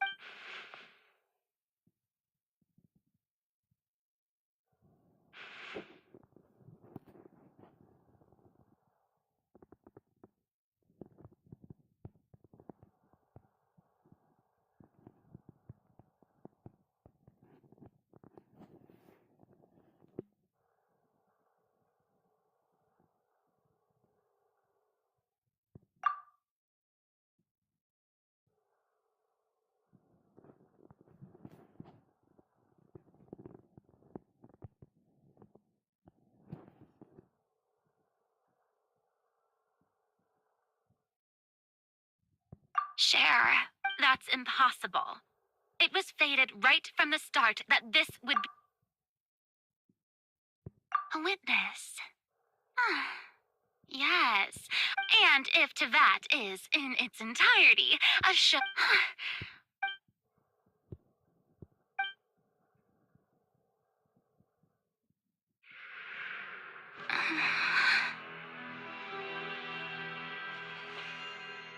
I...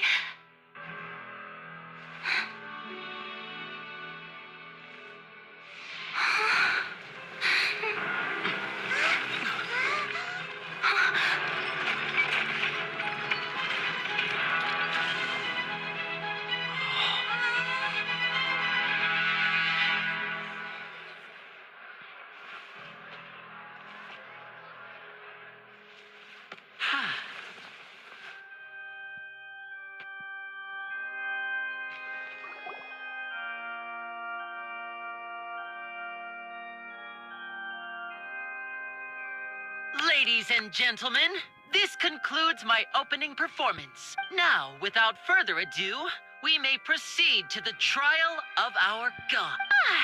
So, this is what it is. Do not forget, however, that I am Fosalor, the god of justice, the embodiment of justice itself. Does it not strike you as even the least bit absurd to bring the very concept of justice to trial?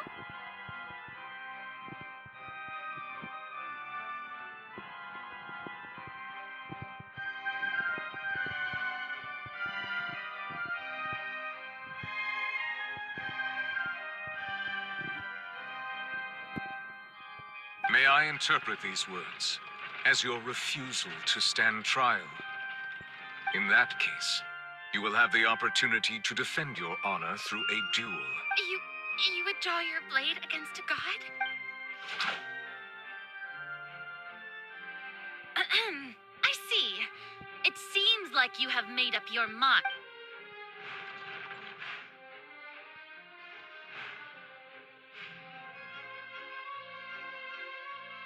Paimon can't believe it. She... What the heck is going on? Did I just see an... Wow, how utterly... Lady Farina, what is the meaning? It would seem that there has been a misunderstanding. To be clear... Looking for excuses again! I raised my hands just now to indicate my acceptance. I will admit that I'm sorry, everyone. I was unable to protect the people of Poisson. It is my duty to stand trial for my crimes.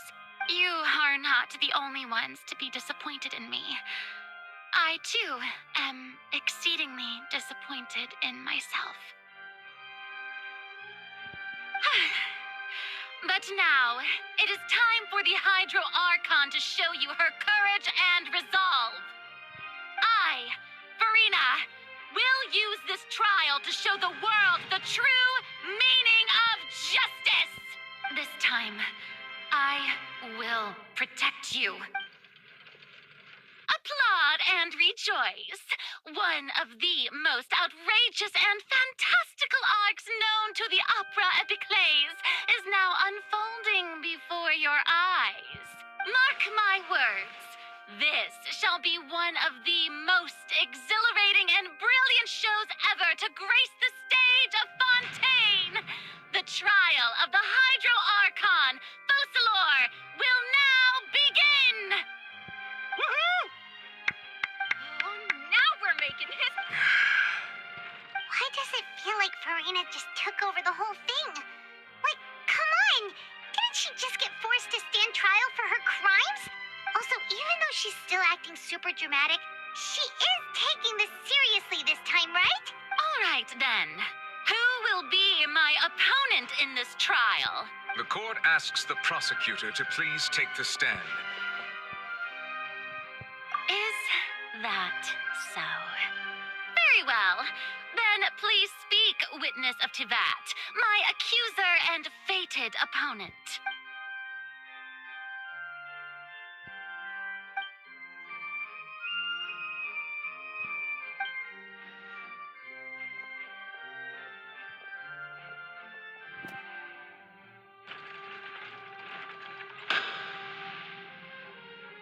So, please allow me to ask, as a final question before the trial begins.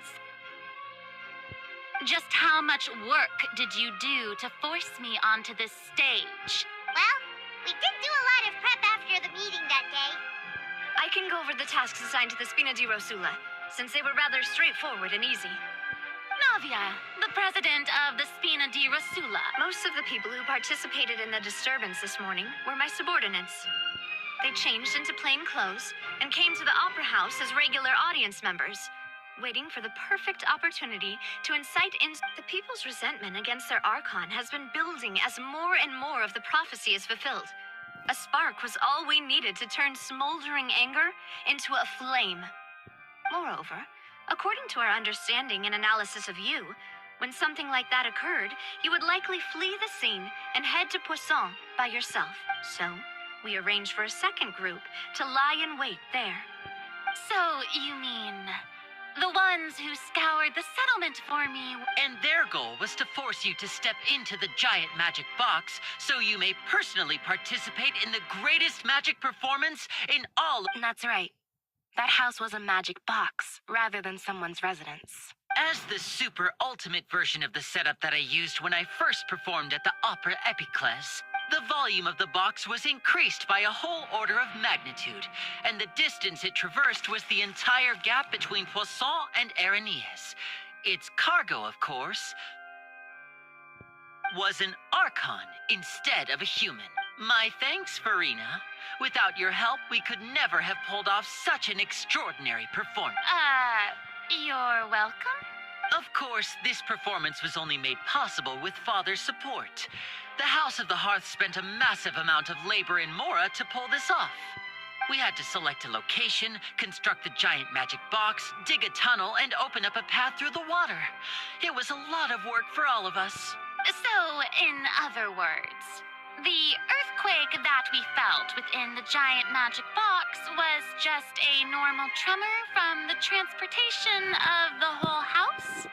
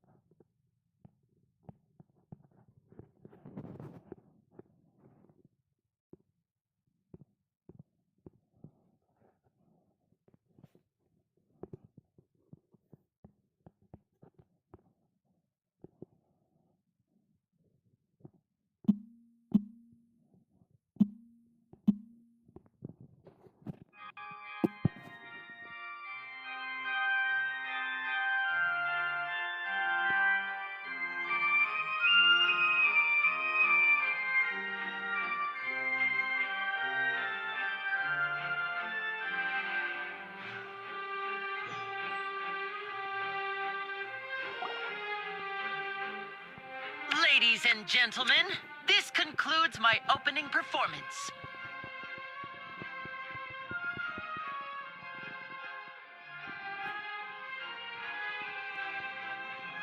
Now, without further ado, we may proceed to the trial of our god. So this is what it is. Yes, you deserve praise for the effort you took to raise the dramatic stakes. Do not forget, however, that I am Fosalor, the god of justice, the embodiment of justice itself.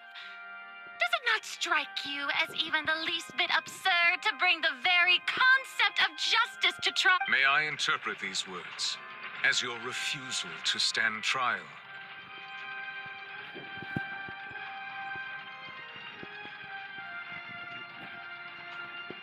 In that case, you will have the opportunity to defend your honor through a... You withdraw your... I see. It seems like you have made up your mind.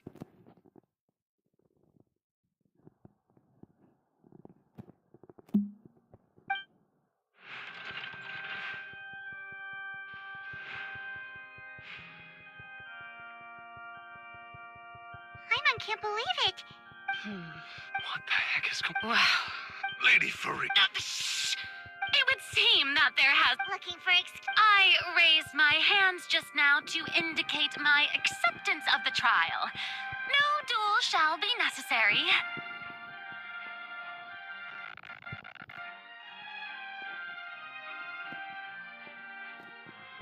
I will admit, I'm sorry. You are not...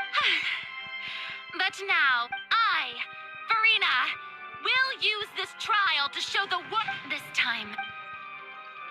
Applaud and rejoice. Mark my words. This shall be one of the most exhilarating and brilliant shows ever to grace the stage of Fontaine. Woohoo! Oh, now we're... Why does it feel like Farina just took over the whole thing? Like, come on! Didn't she just get forced to stand trial for her crimes? Also, even though she's still acting super dramatic, she is taking this seriously this time, right? All right, then. Who will be my opponent in this trial? The court asks the prosecutor to please take the stand. Is that so? Very well. Then please speak, witness of Tivat, my accuser and fated opponent.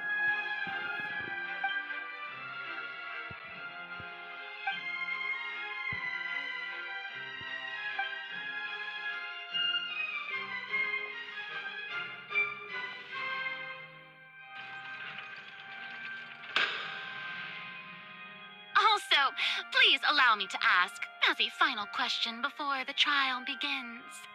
Just how much work did you do to force me onto this stage? Well, we did do a lot of prep after the meeting that day. I can go over the tasks assigned to the Spina di Rosula, since they were rather straightforward and easy. Navia, the president of the Spina di Rosula. Most of the people who participated in the disturbance this morning were my subordinates. They changed into plain clothes and came to the Opera House as regular audience members. The people's resentment against their Archon has been building as more and more of the prophecy is fulfilled. A spark was all we needed to turn... Moreover, according to our understanding and analysis of you, when something like that occurred, you would like... So, we arranged for a second group to lie in wait there. So, you mean... the ones who scoured the settlement for me were... And their goal was to force you to step into the giant magic box so you may personally participate in the greatest magic performance in all of Fontainian history. That's right. That house was a magic box, rather than someone's residence. As the super ultimate version of the setup that I used when I first... the volume of the box was increased by a whole order of magnitude, and the distance it traversed was the entire gap between Poisson and... was an Archon instead of a human. My thanks, Farina. Without your help, we could never have pulled off such an extraordinary performance. Of course, this performance was only made possible with Father's support.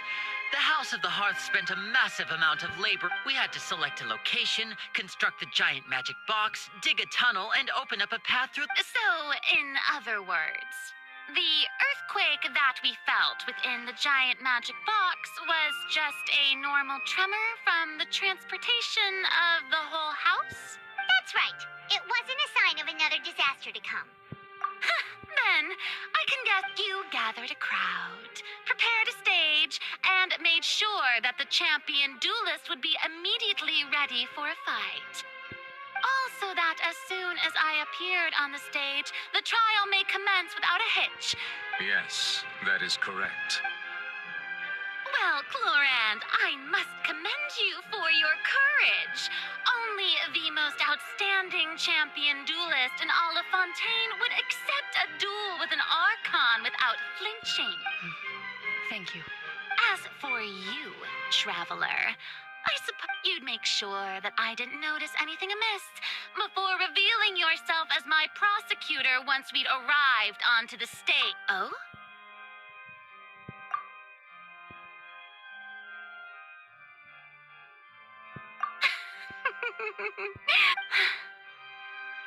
It's fine. It matters not. What's done is done.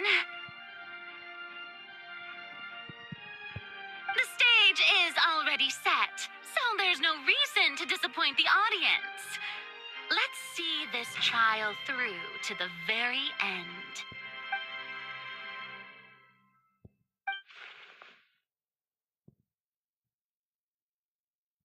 Sir Prosecutor, please allow me to pass this along. This is a document that Miss Charlotte applied for and received permission to share with you during the trial. According to her... Huh? Charlotte wanted to give us something? Oh, so she's... Oh, let Paimon see. Isn't this the... Wait, then that means this doc... So in other words, we can refer to this anthology of evidence every time we want to... Let's quickly confirm the information in it. Just think of it as a refresher, all right? You defeated the Hydro Archon in the very first duel you took part in at the Opera House. That's one for the history books, all right. I didn't think that you'd wind up getting to the bottom of the case I'd been following all this time. This is the first time Monsieur Nervillette had a difference of opinion with the Oratrice. A Fatui Harbinger. According to Monsieur, the words of someone as extraordinary as a witch can probably only be truly understood.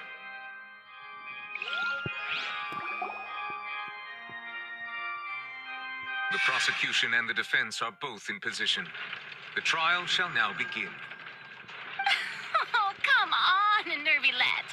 There's no need to repeat all the unimportant legalese. Just fast forward to the part where the prosecution lays out my offenses. As the defendant and the lead actress of this performance, I still haven't even been informed of my supposed guilt in all of this. Of course, it is only natural for humans to struggle to understand the actions of a god. However, you will need more than that to convict me of a crime. That's true, but my charge here is unrelated to your conduct as an Archon. Instead, I would like to charge you as a fraud who's never been the Archon in the first place. Wait, what was that? Lady Farina's a fraud?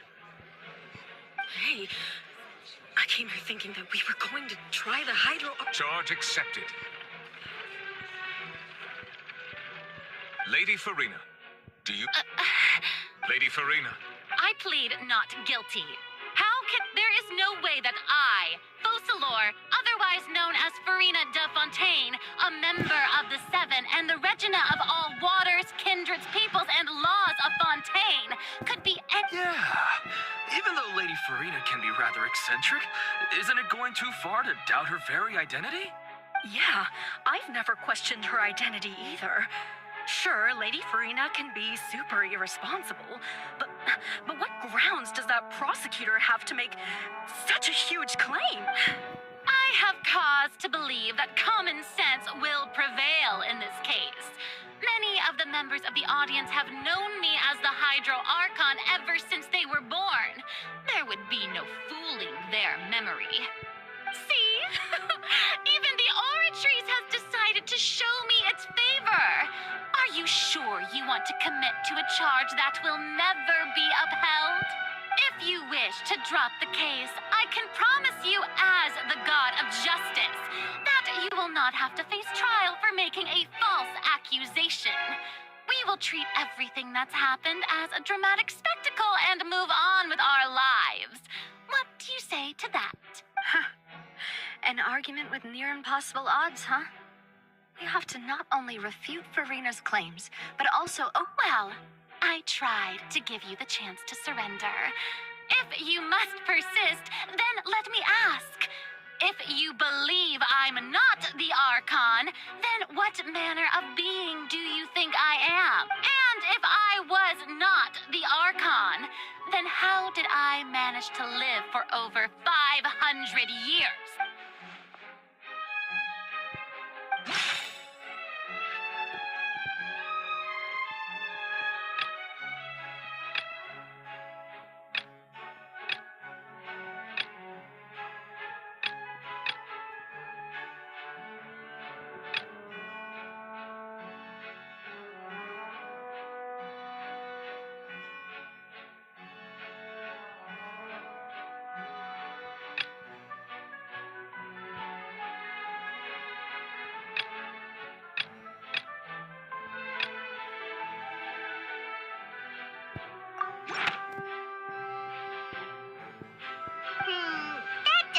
right?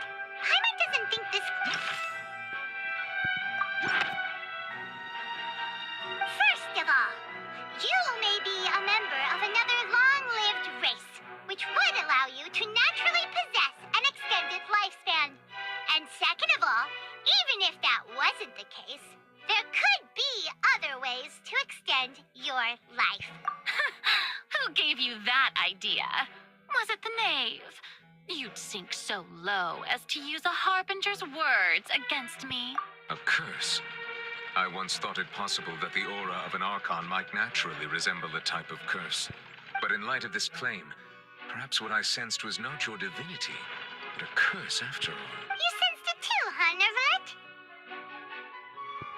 Lady Farina is actually a human? Well, it is true that it's extremely difficult to tell humans and gods apart just by looking at them. It's not impossible.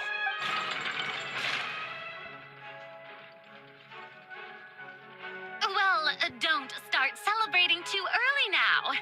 Even if I have been carrying a curse like you said, how does that prove that I am merely a human? Besides, everyone knows that the main difference between a human and a god is the possession of authority. Gods can do what humans cannot. That's why they're worshipped as gods. For centuries, manifestations of my authority have served the nation of Fontaine. One need only to turn their eyes towards the Oratrice Mécanique d'Analyse Cardinal in this very opera house, or consider the endemitium that is used in every aspect of life.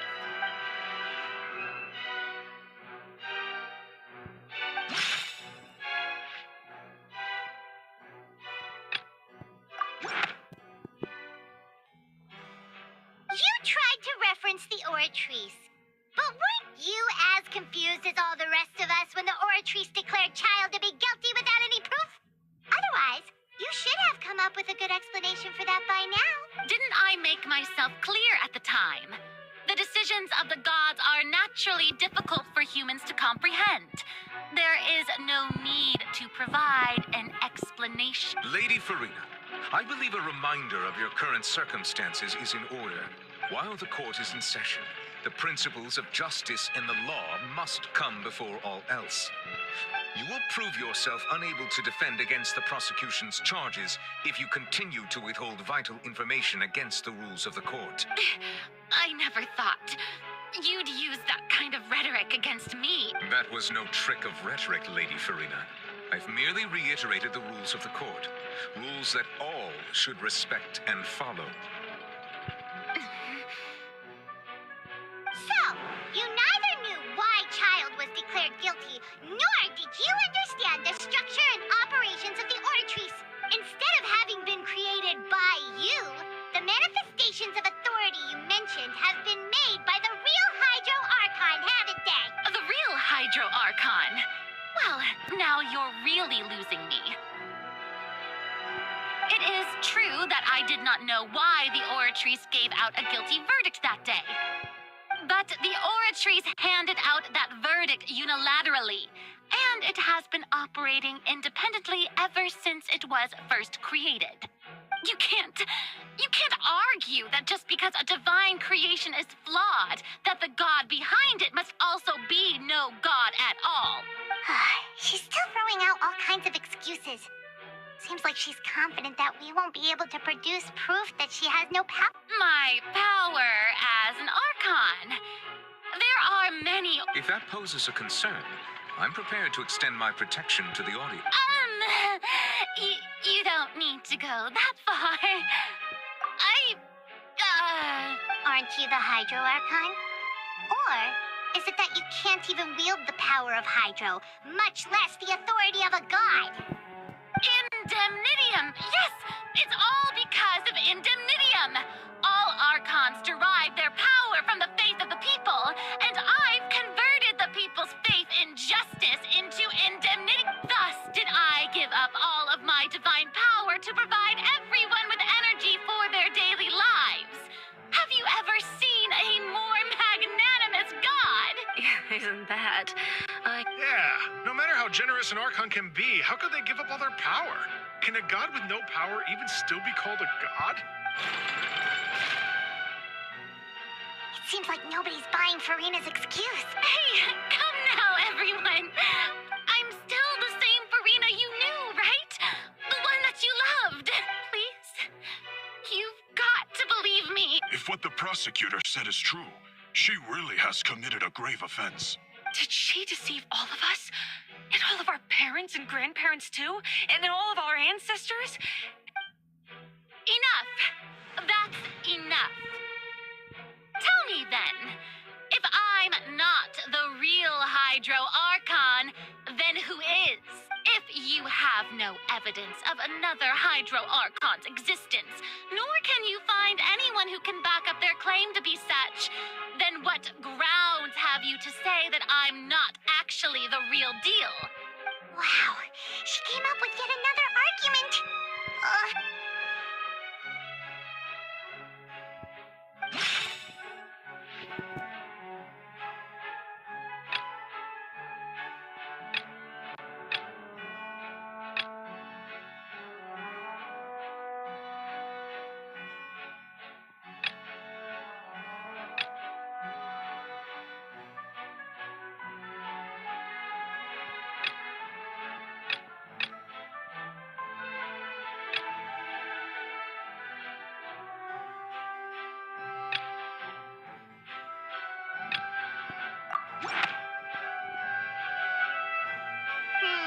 That doesn't sound right.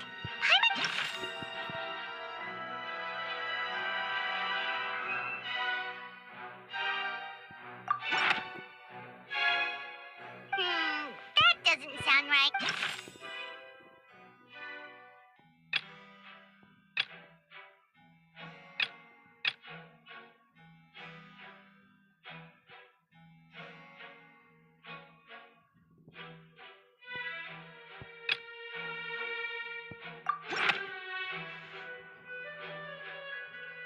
It has been established that all Fontanians can dissolve in water from the primordial sea. Since you insist on claiming to be a god and not a human, then there's a method that you can use right here and now to eliminate all suspicions of you being the latter. Miss Navia, please apply to serve as a temporary attorney for the prosecution before addressing the court. Though you act in partnership with the prosecutor, you must still adhere to proper procedure. Super sorry, Monsieur Chief Justice. I swear this really will be the last time that I'll speak out of turn. Now, I've brought some seawater from Poisson. As everyone knows, a massive flood struck the area not long ago, taking many lives, including those of some of my closest friends. So, Miss Farina, if we are to believe that you are indeed the real Hydro Archon, touching this seawater would have no effect on you. All it should do is strengthen your case. But if you don't dare to touch it, then we would have basically proved the reverse. Oh, and I must remind you that after the disaster at Poisson, nobody wants to see any more people dissolve. I do hope you'll act prudently and choose the simpler path of admitting guilt. Navia from the Spina di Rasula. The Spina has governed Poisson for many years. I guess. If Lady Farina is indeed just a human, she's probably Fontanian like all the rest of us.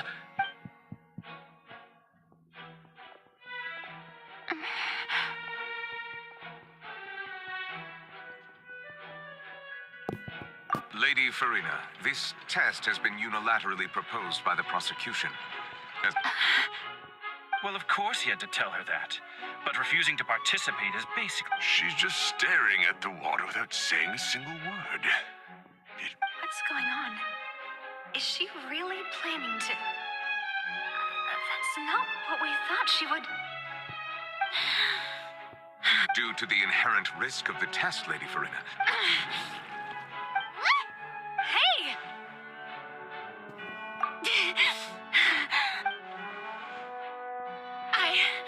I'm fine! Look at me! Will you believe me now? I really... Miss Siegewin? If you're present, Miss Siegewin, please come forward. Siegewin? Don't be nervous. It'll just take a few seconds. Please announce the results of your evaluation. As everyone doubtlessly saw, Miss Farina was displaying symptoms of hyperventilation and flushed skin. She was experiencing the adverse effects of exposure to primordial seawater. The extent to which she was affected is the same as other humans when exposed to primordial seawater of a similar concentration. Thank you, Miss Siegewin. Lady Farina, you may return to the defendant's stand. Oh, wait. What did she just say? I didn't get dissolved. Shouldn't that be enough to prove my innocence? Well, considering your tendency to run from your problems, we did originally prepare a direct sample of the seawater around Poisson.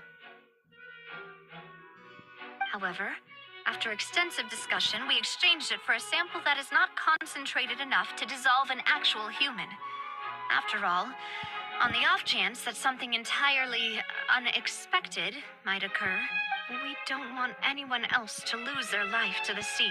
Yeah, so out of regard for Farina's life, you secured a low-concentration sample and asked the head nurse to serve as an expert witness. It's a great thing that the direct sample wasn't actually used. Farina could have...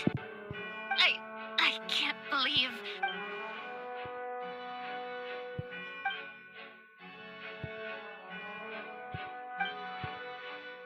Listen to me, everyone.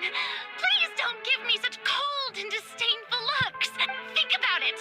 How can you conclusively prove that an Archon can't also be affected by the primordial seawater?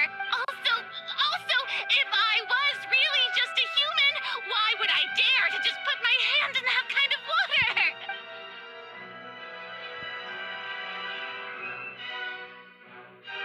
Please, everyone, anyone, just listen to me. I swear, I really am your Archon.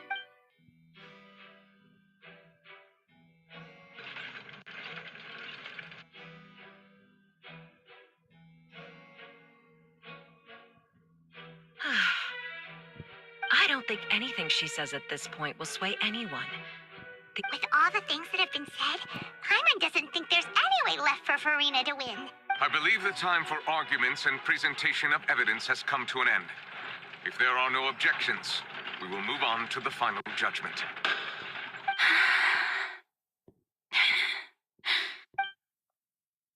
I don't think anything she says at this point will sway anyone. She's too stacked against her now.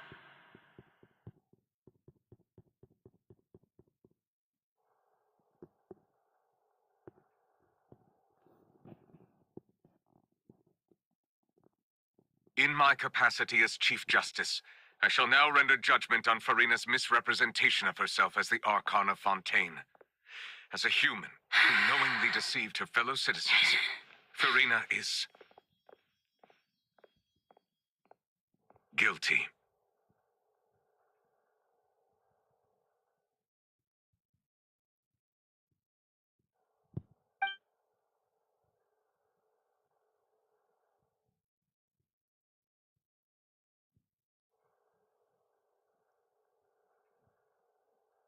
We shall now turn to the Oratrice Mécanique d'Analyse Cardinal to render the final verdict on the charges.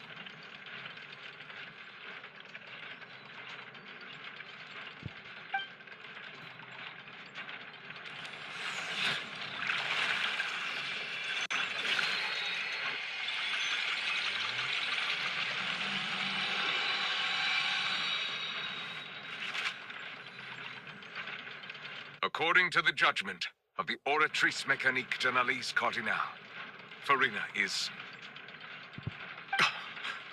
Well, what's wrong? What's the Oratrice's verdict? No, the Oratrice also displays a guilty verdict.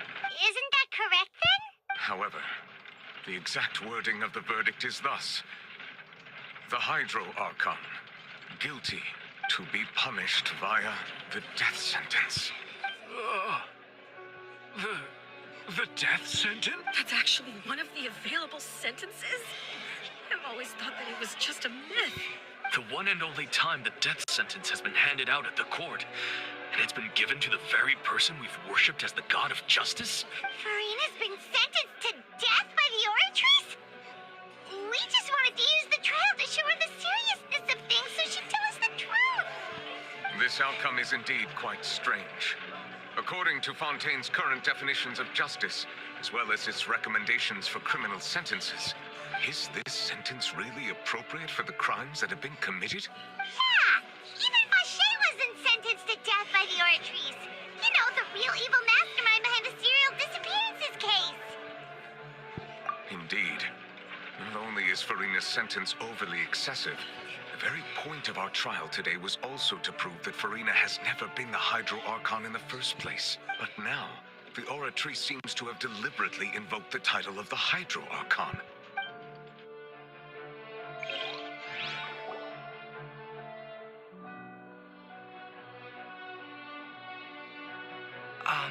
Excuse me, if I may interrupt. Is the trial still... Fremine! Huh, you finally made it. Mm-hmm. Is that the first prophecy slate? Huh. So the knave privately arranged for Fremine to try and find the missing slate. I looked everywhere and finally found it at the bottom of the sea. It took me a long time to get around some dangerous stretches of water. But has the trial already concluded? Then... Thank you for your hard work, Mr. Fremine. Please allow me... Traveler, I believe that you have already seen the other existing slates.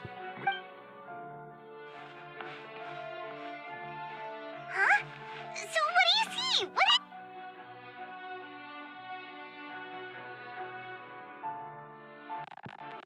I believe I've now made sense of the Hydro Archon's crime.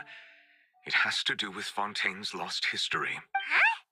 Isn't the Hydro Archon just guilty of deceiving her people? Oh, wait, no, that's Farina, and we've already proven that she's not the Hydro Archon. So when you say Hydro Archon, do you mean the... In truth, everything that you've encountered in Fontaine up until this point can be traced back to the contents of these stone slates. However, I'm uncertain as to how much sense they currently make to you.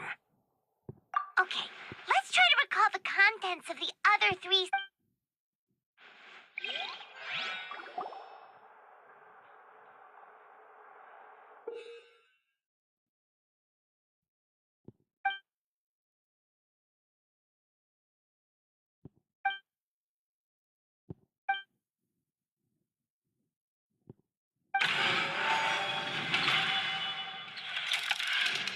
The first stone slate describes what you just said.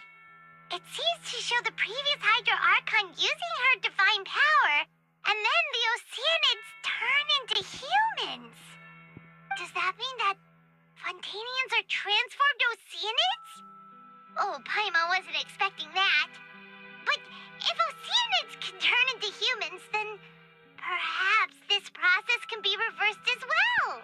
The second stone slate shows Celestia floating in the sky, and the Hydro Archon and her people worshipping it together. But the heavens still brought judgment down upon them. This must be the point when the Hydro Archon and the Fontainians were branded with their original sin. Does this mean that the original sin and the Hydro Archon sin are the same thing? The third slate shows the Hydro Archon sinking into the sea surrounded by many people.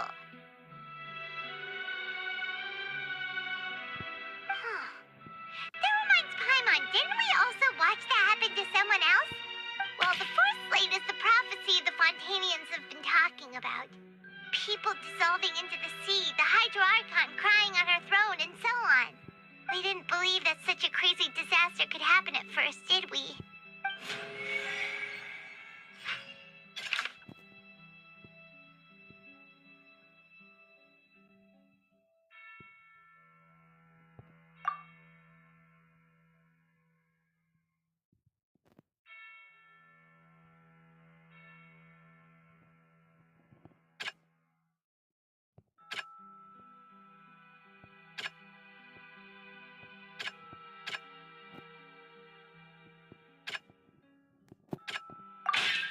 We know from the case of the serial disappearances of young women that Fontainians can be dissolved in primordial seawater.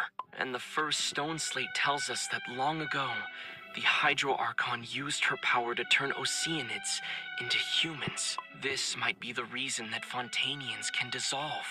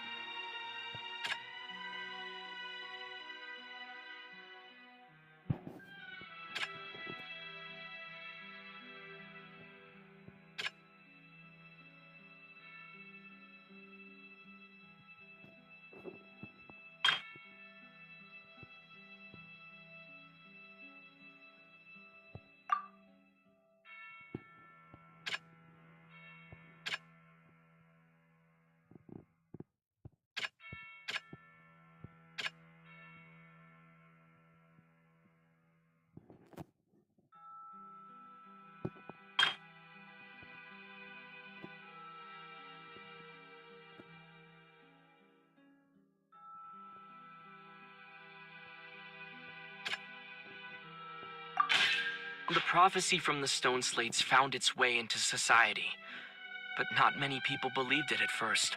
If we hadn't dealt with it in time, things could have gone very badly.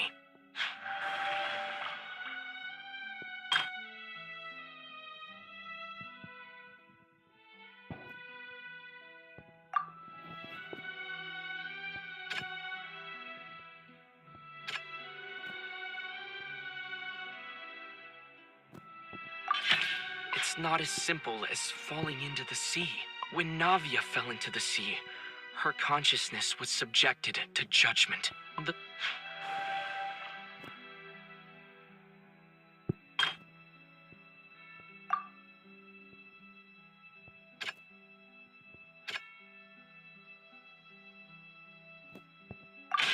Perhaps what is about to take place has all happened before. And the original sin cast down on the people of Fontaine by Celestia, as recorded on the stone slates. They'll dissolve into the primordial sea but won't cease to exist. Their essence will flow in the seawater, converge, and take the form of an Oceanid. The Hydro Archon was sentenced to death in court, shocking everyone present. Perhaps this means that her sin was actually Fontaine's original sin. Navia fell into the water inside those ruins, and she nearly dissolved. She was surrounded by the people of Poisson in a court within her consciousness. The eruption of the primordial sea at the fortress of Meripede was the surest sign that the prophecy was about to come to pass no matter what. The prophecy's contents can all be verified by recent events.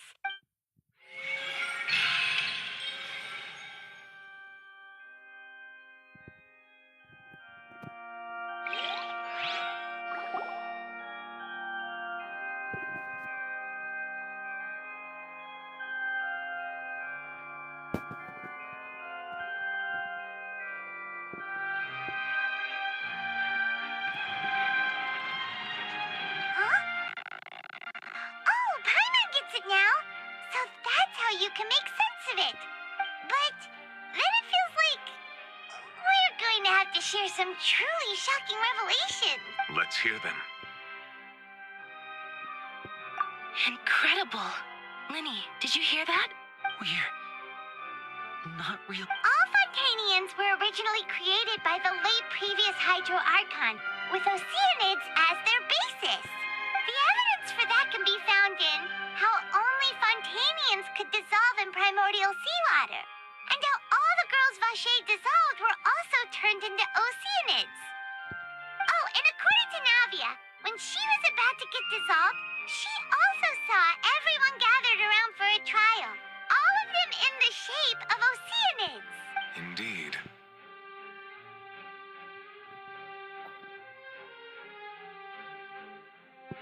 Yeah, and it follows from the content of the first slate that she probably angered Celestia by creating humans without prior permission. That could also explain why the Oratries judged the Hydro Archon to be guilty. It's to account for that ancient sin. The Hydro Archon's true sin was creating us? And yet, after many hundreds of years, the Hydro Archon's creations have turned around to try to judge the Archon within the Opera Epiclese. The twists of history are of... Yeah! Isn't the image here just like when Navia fell into the sea? So wouldn't it be trying to show the image of the Hydro Archon also falling into the sea once the prophecy has been fulfilled in the fourth slate? In the end, the people will all be dissolved into the waters, and only the Hydro Archon will remain weeping on her throne. Only then will the sins of the people of Fontaine be washed away. Did Paimon get all that right? You've made some keen deductions. I must say, given how much you still don't know, it is impressive that you've already managed to connect so many pieces of the truth. However, while you were able to decode all the information on the slates, they've also been etched with an additional... When we were at the ruins, I tried to decipher the hidden information recorded in the slates. Now that the slate collection is complete, I shall make another attempt to decipher the narrative recorded within. If everything goes well, we should finally be informed of the unadulterated truth.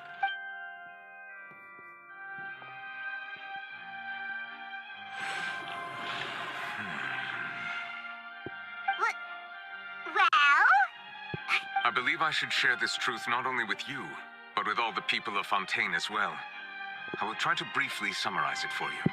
Your hypotheses regarding the origin of Fontainians and the sin of the Hydro Archon were both correct. In the Fontaine of old, the previous Hydro Archon sensed the yearning of her Oceanid familiars for life on land.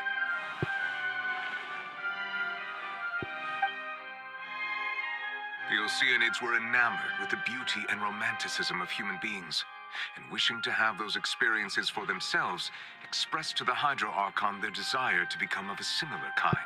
However, even though water as an element is intricately linked with the power of life, the Hydro Archon, as one of the seven, did not possess the authority to create a new form of human life.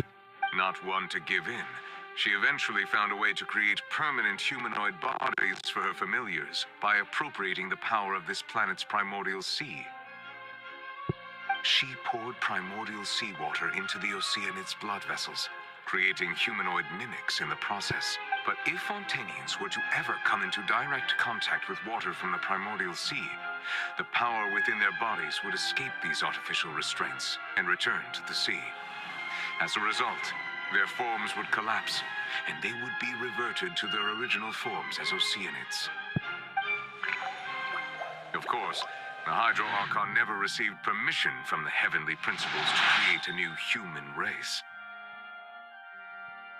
And thus, the Hydro Archon and all of her creations came to shoulder the original sin of appropriating the power of the primordial sea.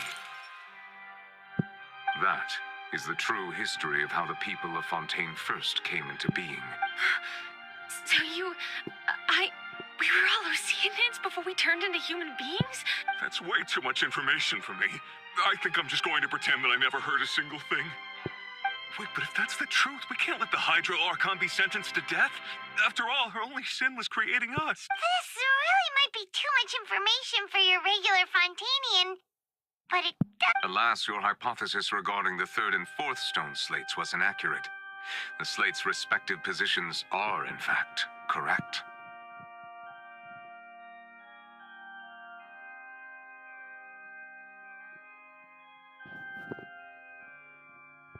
A key point of the visual on the third slate is how all the individuals depicted in the water are humans rather than Oceanids.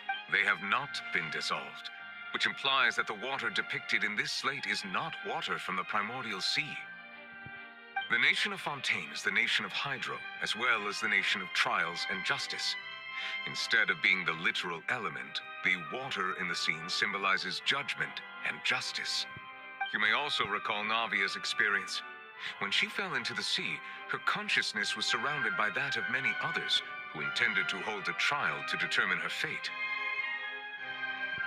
Therefore, the meaning of the third slate is that the people of Fontaine shall try the Hydro Archon at the Court of Justice.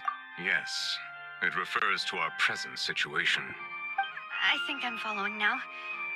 So, what you're saying is, even though we decided to put on this trial to avoid fulfilling the prophecy, in truth, everything we've done has happened exactly as the prophecy foretold. So now, it seems, we're the ones making sure it comes true. What should we do? Huh. No matter what, the prophecy will be fulfilled. Is this what it feels like to be a... If that's the case, does that mean the scene in the fourth slate will also be fulfilled soon? Traveler, I would like to point out another small fallacy in your deduction about the fourth slate. You probably thought that the eruption of primordial seawater beneath the fortress of Meripede served as the surest sign that the prophecy was about to come to pass. However, I believe that rather than being a sure sign, as for the root cause of the catastrophe, I believe you've already encountered it once before.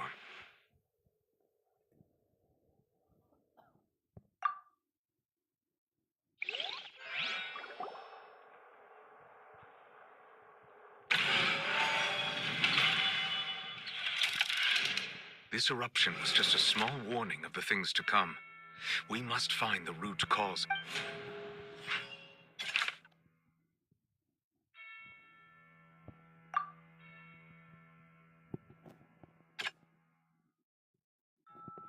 That doesn't sound quite right.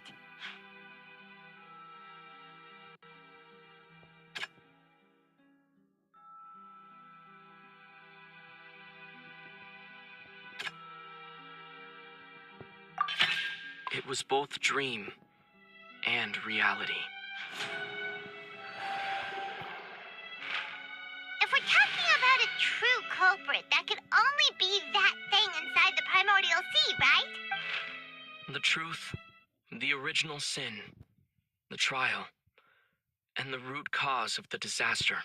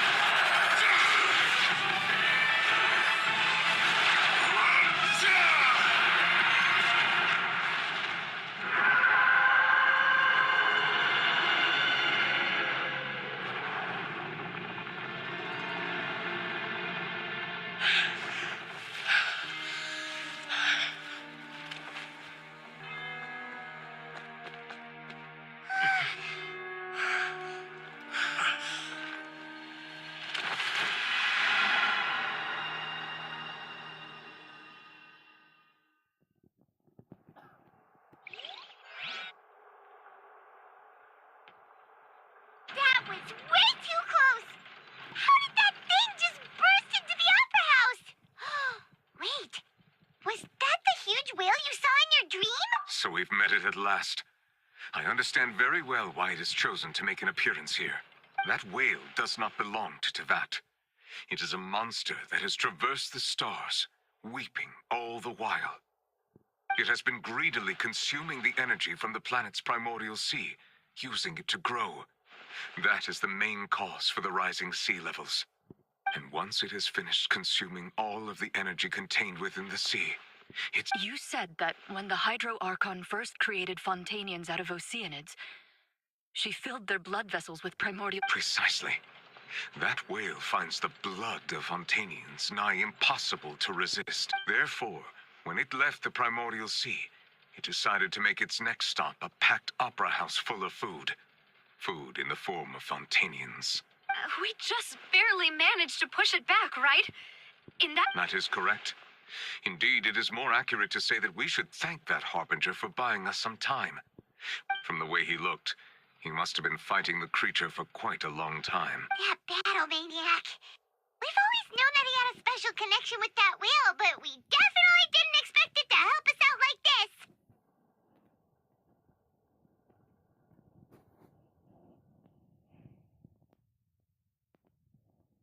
Anyway, now that we know that this whale is the actual cause of the disaster recorded in the prophecy, all we need to do to stop the It is too late. It had already absorbed too much of the primordial sea's energy before we could notice it. At this point, it has become even if the entirety of Tevat were to be destroyed, it could still survive and swim off towards some other world. That's not... We've already done everything we can, and we even found the true culprit. We've come so far. You can't just tell me that the... Indeed. That's not how a grand performance should end. I'll fight it to the end. Nope. So the prophecy will be fulfilled no matter what, huh?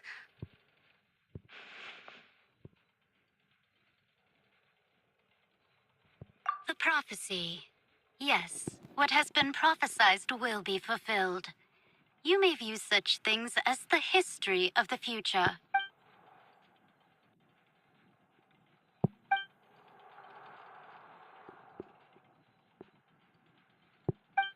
Just as prophecies are usually only the future as seen from the perspectives of the gods, could things be happening in hidden corners where the gods' gaze does not fall? Ultimately, fate shall serve as your only guide, no matter what will happen in Tevat's future. All you...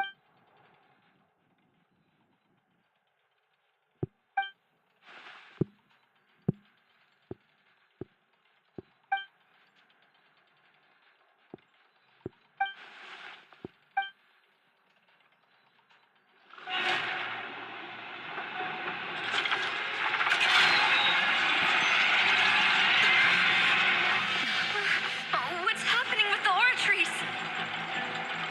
I believe it is preparing to carry out the death sentence.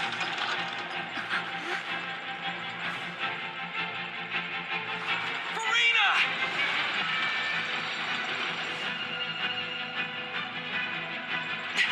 No, I still need answers.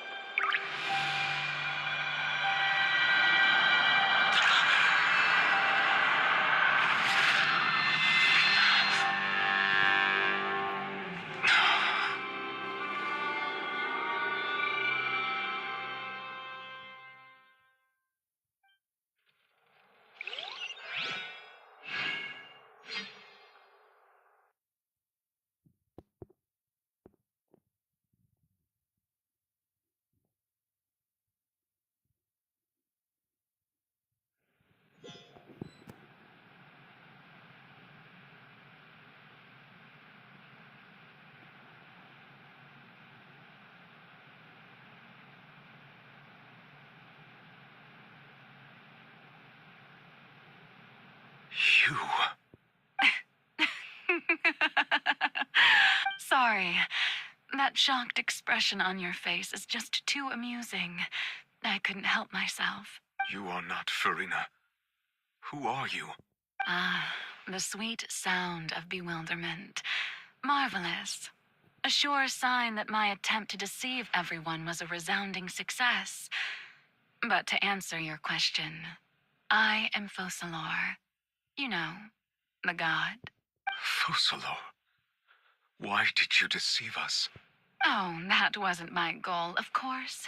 Goodness, no. But I had to fool everyone else, too, if I was to stand any chance of deceiving the heavenly principles. Deceiving the heavenly principles? It's all because of that pernicious prophecy. Dreadful, wasn't it? Everyone doomed to dissolve. Fontaine condemned to be flooded. One was not amused. In fact, one was positively bemused when that problem was thrust upon me by my dearest predecessor. That's the former Hydro Archon Egeria for the uninitiated. It hardly gets more disastrous than a preordained national catastrophe, now does it? She knew full well that the prophecy would surely come to pass, and as one of the seven, she also knew full well that one defies the heavenly principles at one's peril. So yes, as you have no doubt surmised, it was a rather impossible situation that I found myself in. I spent a terribly long time mulling it over, alone on the ocean floor. And I was almost growing barnacles by the time I finally realized there was only one possible solution to this confounding conundrum. I had to outwit the heavenly principles, allow the prophecy to be fulfilled, ostensibly at least, while saving everyone at the... I'm a genius, I know. I can only assume that's why Egeria chose me as her successor. Although, looking back now, it was hardly the inheritance one dreams of. Between the task of saving the nation, the quotidian duties of the Hydro Archon, and not to mention the original sin of creating a new race of humans, I dare say she left me quite a colossal mess to clean up. But one can only play the hand one is dealt. I did not choose this, any more than I chose to be one of her Oceanid familiar. So you were also once one of the Oceanids, transformed in... Yes, I was. I always dreamed of becoming human. And I still do, even now. In my eyes, to be human is to be part of the greatest opera ever known. After becoming a god, I separated my divinity from my body and spirit, leaving behind only a self that was as naive and bewildered as my past self on her first day as a human being. The me you see before you now is that divinity. And the human counterpart I left behind, I named Farina. She could feel joy, sorrow, and everything in between. She could be as vain and conceited, or as meek and vulnerable as she wished. Her strengths were of a kind only a human could possess, as were her shortcomings. But in my eyes, Farina's humanity was what made her perfect. She was perfectly human in every way. The person I always wanted to be. Anyway, so then I cursed her. All part of the plan, of course. The plan to deceive the heavenly principles. Do you still remember the final scene of the prophecy? The Hydro Archon alone, weeping on her throne.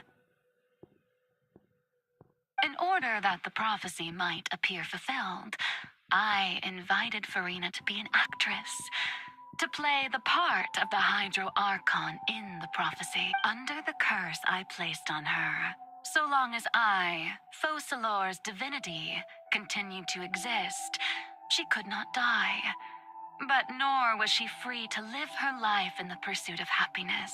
Instead, she was forced to take the stage in the opera house, to embrace the role of leading lady, to forever play the part of the god from the prophecy, all to create a deceitful appearance of that prophecy. I suppose now you probably understand why your court is called the Opera Epiclese. But Farina is only human.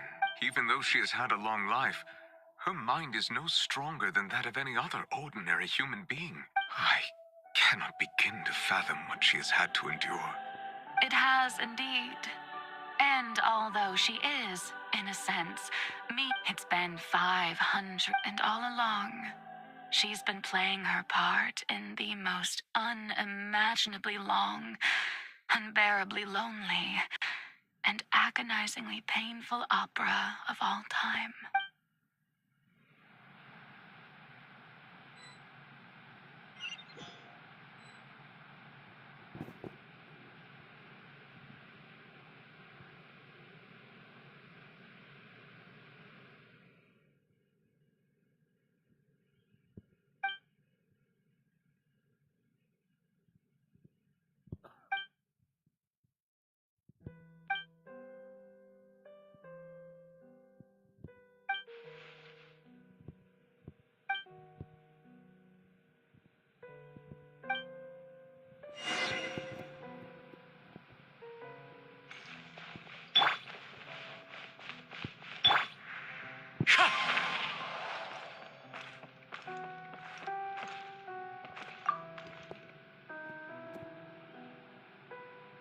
So, who permitted you to come onto the stage? Now, I understand your admiration. All right. It is not my intent to reprimand you. There is no need to state your name. Just be off with you. Do not distract me from my performance.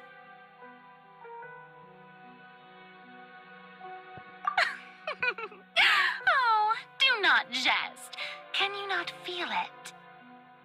I am Focalor. The eyes of countless Fontanians are upon me. I must, at all times,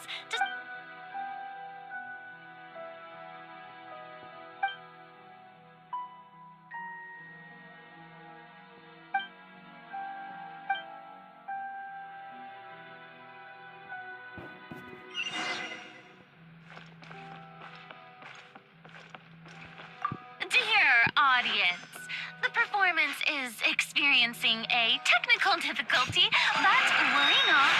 The guards shall resolve it soon.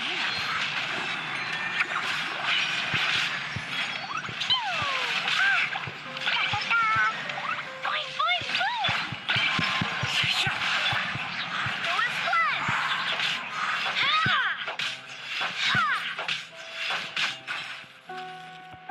Hey, what gives? The audience is still watching me, you know. Guards? Wait, where are the guards? Guards!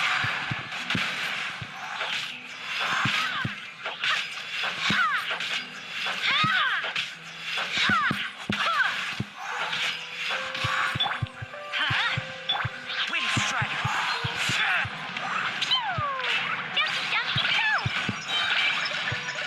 Clouds high. The birds call. Time to go.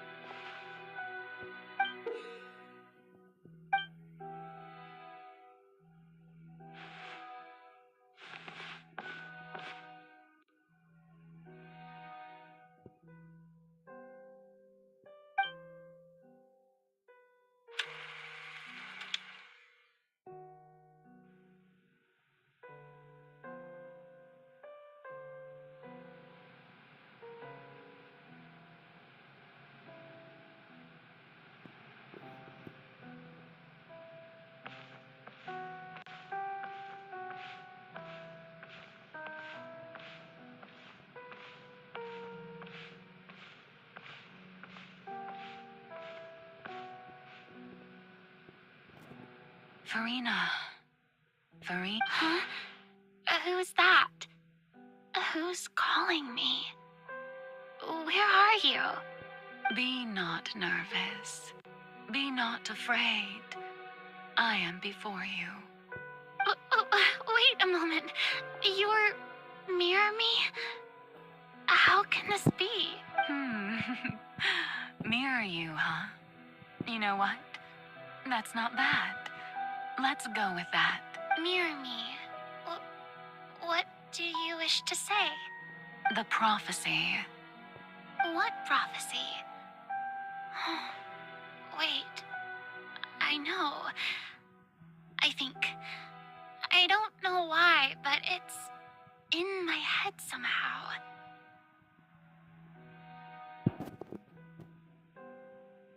The people will all be dissolved into the waters, and only the Hydro Archon will remain, weeping on her throne. Oh, very good. You know it well. What's going on? I can't seem to remember anything clearly. The only thing I know for sure is this prophecy. Will it really come to pass? Yes, it will. And that is why I've come to you. Disaster will come to Fontaine sooner or later. Things will develop just as the prophecy declared. There is no escaping it. But doesn't that mean everyone will die? I'm a Fontanian just like them. Will I dissolve too? Oh, don't worry. Magical meetings exist in this world precisely to give people a chance to turn things around. I will tell you how to save everyone, but you may have to suffer somewhat. Oh, so there's still hope after all. Goodness, you frighten me. As for the suffering, well, I will admit that the first thing that came to mind was, why do I have to be the one to suffer? But if the prophecy will come true, I'll also die anyway, right? So if I've already met you as my magical meeting in this world, if there were scales, with all the people of Fontaine on one side and my pain on the other, is it not obvious where the scales should tilt? You truly are the perfect human. My ideal. I suppose this would also be the justice that belongs to you. Huh? Don't worry, it's nothing. Listen well. Fontaine has just lost its Hydro Archon. I need you to play a role. That of the new Archon. Play as a god? That's right. You must begin a never-ending masquerade. You must never let anyone suspect your identity. If you can keep it up, then I shall have my way of defying this prophecy. But should your identity be revealed, then all hope will be lost. But how will I do this? A human assuming the role of a god without being exposed. Don't worry. What you must do is not to turn yourself into a real god.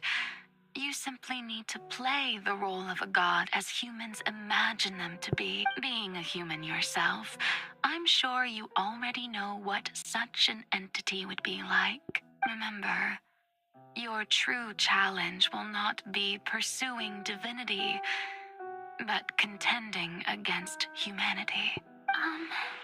I'm still not sure I understand, but I'll try. So, how long am I going to have to play this role? To accomplish this mission, you will have to stay on the stage for many, many years. You will endure and not grow old until... But I promise you, all will eventually end in a magnificent and dramatic trial. A trial? Huh. How exciting. I'll be looking forward to it.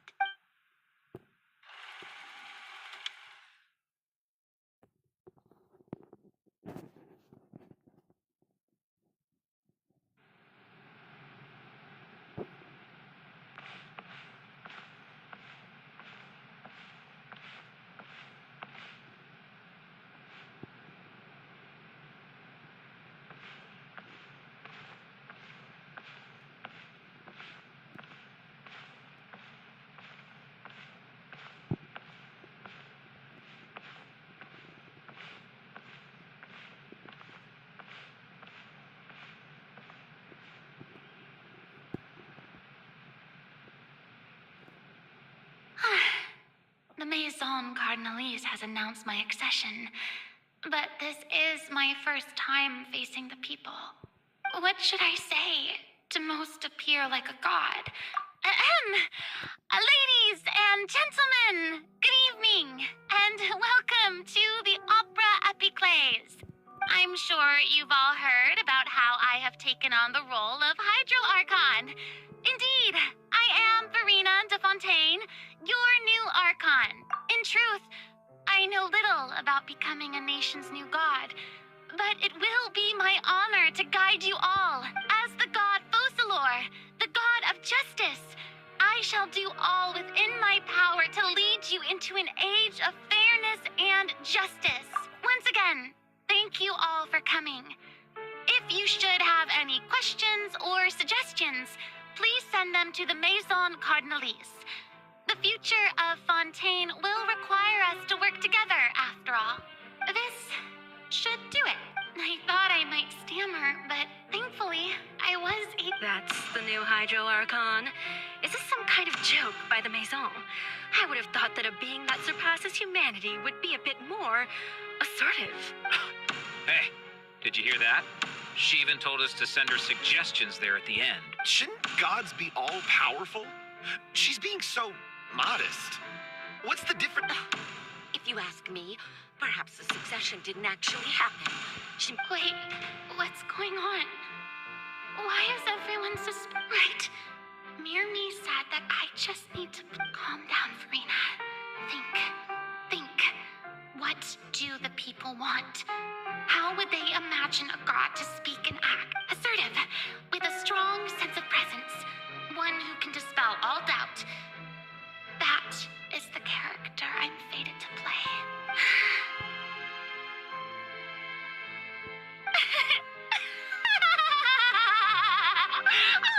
Oh, very good, my people. Only ones such as you are deserving of my rule.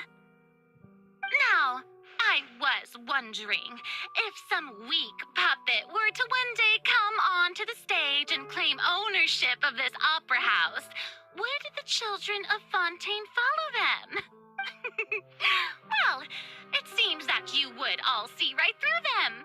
Having passed my test, you are qualified to witness wondrous trials alongside my august self, here in this opera house. You may consider my previous act a door gift of sorts. I thought it was a debut that suited the atmosphere. Now then, let us be So that was just a performance. How could I have forgotten that we were inside an opera? Personality? It's quite shocking, to be honest, but I suppose it's a better look than before. Such a fascinating and bold deity. How wonderful! Our future may yet be bright after all. It seems I've turned them around. Best follow this flow and restart my accession speech. My dear people, whether you acknowledge me or not, whether you trust me or nay, I say to you, keep faith in your ardor for justice. We have heard it said that this nation's sins can no longer be washed away. Well, I say that justice is most fragrant when it blooms amid sin.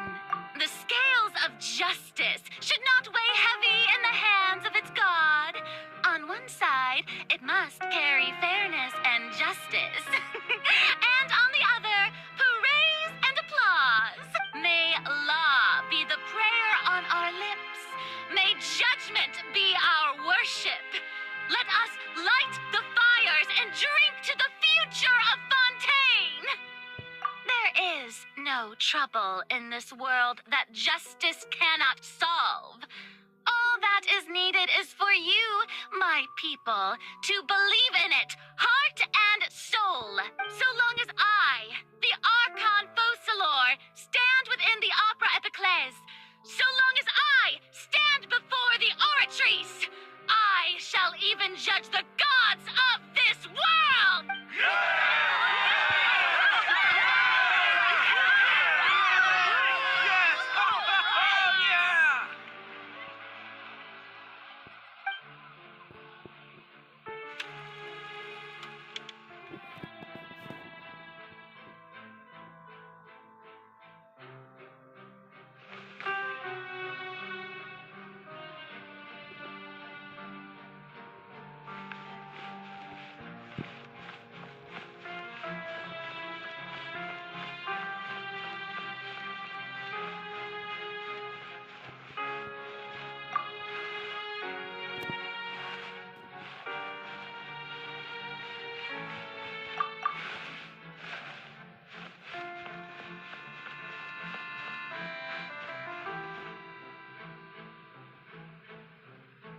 Lady Farina, here are today's case reports, as well as a summary of the follow-up for your perusal. Come now, was I not just at the Opera House in person? Leave these kinds of things to Neuvillette. Besides, None of these trials were the one that I'm looking forward to the most. If I may be so impertinent, what kind of trial are you truly looking forward to? A magnificent, dramatic, and wondrous trial. That's true. I fear I lack the ability to grasp your divine thought, Lady Archon. No need for fright, and do not take what I said before too seriously. Go now, do your duties. The trial I await. It will come one day.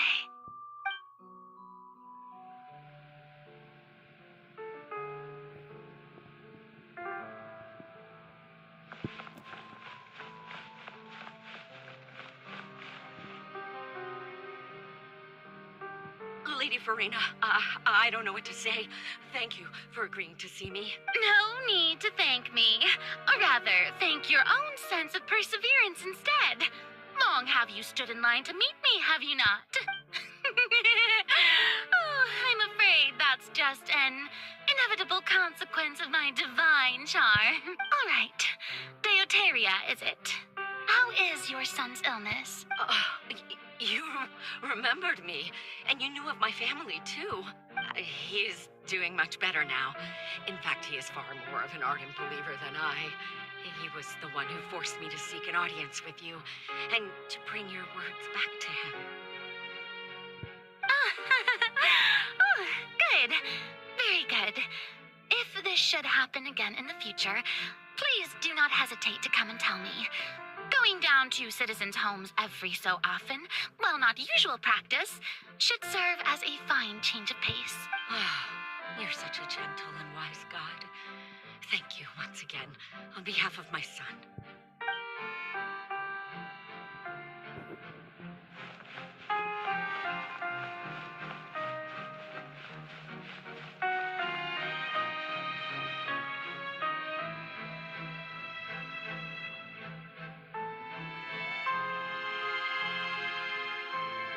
Lady Farina, here are the latest hydrological reports. As for the specific parameters you asked to take note of, I'm afraid things still don't look good. I see. It's as I thought, then. As your god, I did already expect this, but all manner of signs indicate that the prophecy will still come to pass. Forget it. That's not something you need to worry about right now. Well, as I understand it, the Fontaine Research Institute is also trying to find a way to counter the rising water. Really? Have they found anything? I'm afraid that they haven't found any effective solution thus far. Oh, is that so? Well, no wonder.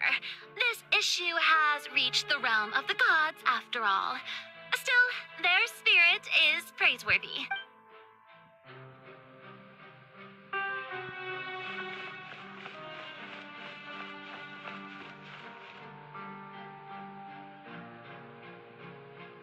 The day is finally over.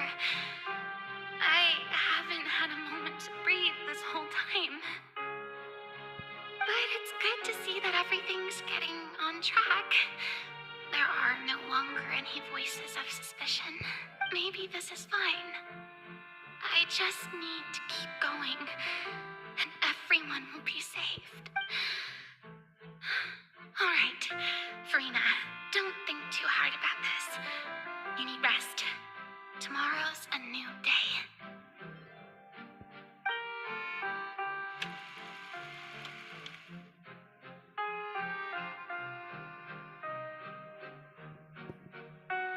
Lady Farina, here are the new trial reports for the latest cases as...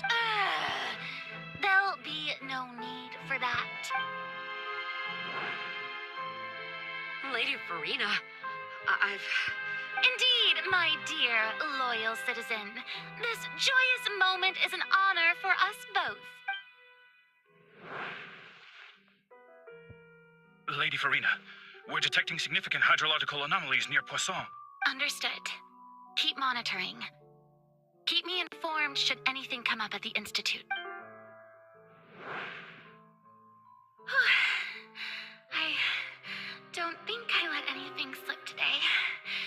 I must show the people that there is nothing to worry about. I just don't know when these days will end. I feel utterly exhausted.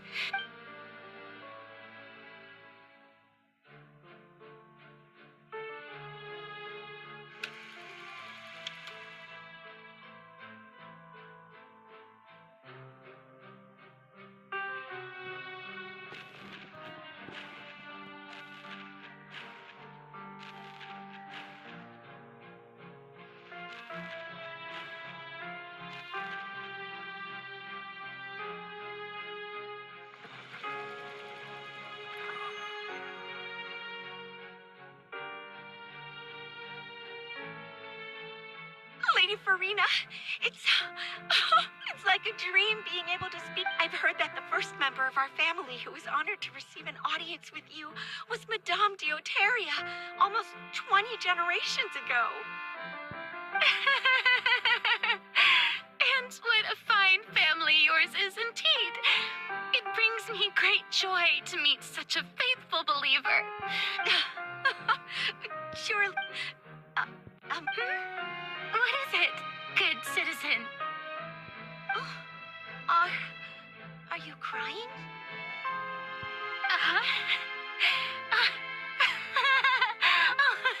Really now? This must be the overflow of hydro from my person. Well, can't quite help being the god whose dominion is the waters, can I?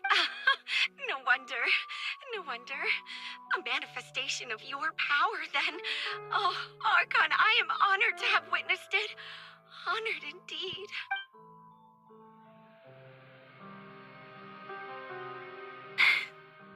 So interminable. Hundreds of years must have passed by now. I never imagined. Have I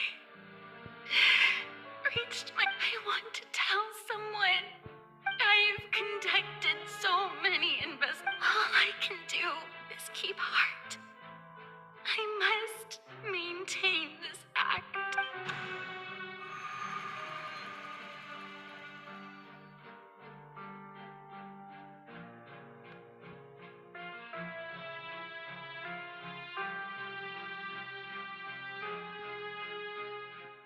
Farina, you don't have to shoulder this burden alone, although I don't know what you might be keeping from everyone.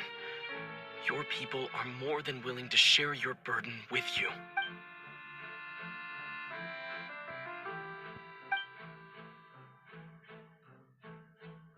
Share my burden.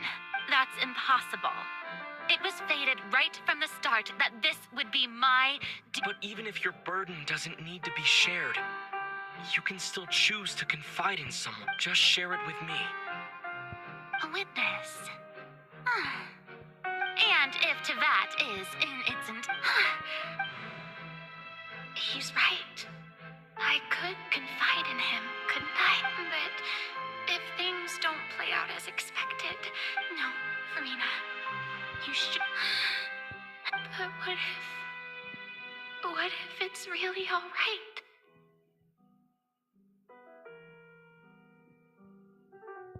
Farina, you've worked so hard for so long. Surely it would be okay to put yourself first for once. Is it such an outrageous thing to do anyway? If you let this opportunity slip through your fingers, it might never come by. Think about it. Long and hard.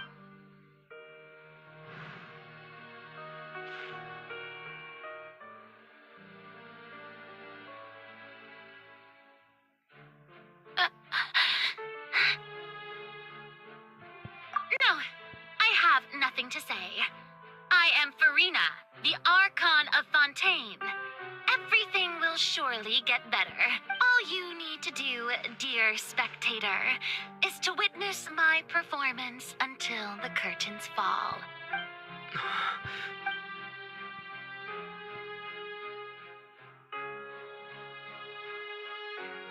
Fine.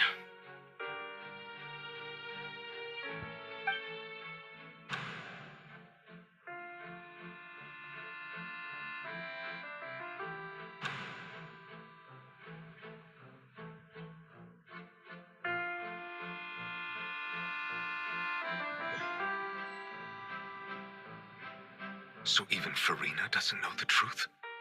You've never once let her in on the full plan? Yes, it had to be done. To deceive the heavenly principles, you must first deceive yourself. She did very well. If she had let her resolve falter even once in these 5 centuries, Fontaine would have been doomed to the most tragic fate. It seems that trusting humanity was the right decision after all. I believe that I understand how your deception works. But that is only half the truth, is it not? How would you build on this foundation to save the people of Fontaine? That is the... Ah, good. Of course, the Iudex of Fontaine has pinpointed the crux of the issue. I'm sure you've long sensed that the Oratrice is no simple machine, yes? I've always suspected that it had its own consciousness. And Lenny did mention that he heard a human voice within the core chamber. It now seems that that person was you. And then I became one with the Oratrice, taking Fontaine's gnosis with me. Yes, it would seem so, wouldn't... Alas, your understanding of this device still lacks sufficient depth. In truth, it is no enactor of justice. It is, in fact, a device created to kill the god of justice. Oh, you have it. And to be more precise, not only will the Oratrice take down the god of justice, it will also take down the divine throne upon which she has been placed. I mean, did you think I would be the sort to enjoy peaceful repose while Farina suffered? My work over these last 500 years has been to constantly accumulate indemnitium within the Oratrice. But really, some have already discovered that only a small fraction of the energy generated by the device was ever used to provide power to Fontaine. The vast majority had to be accumulated to enact this death sentence. It was all part of your plan then? Both the trial and the sentence? Indeed. This power, accrued over 5 centuries, could have sustained Fontainians for millennia had it only been used for that purpose. Almost all of it has now been stored within the Oratrice. But only power of this magnitude could hope to destroy the Hydro Archon's divine throne, shaking the rules established by Celestia and breaking through the institution that is the Seven. So the Oratrice's call for death was for neither Farina nor Focalor, but for the Hydro Archon. The destruction of that divine throne. If I do not misunderstand your intent, you must be... returning what's rightfully yours to you. In other words, this was all done to return the authority of the Hydro Archon to the Hydro Dragon of this planet. But...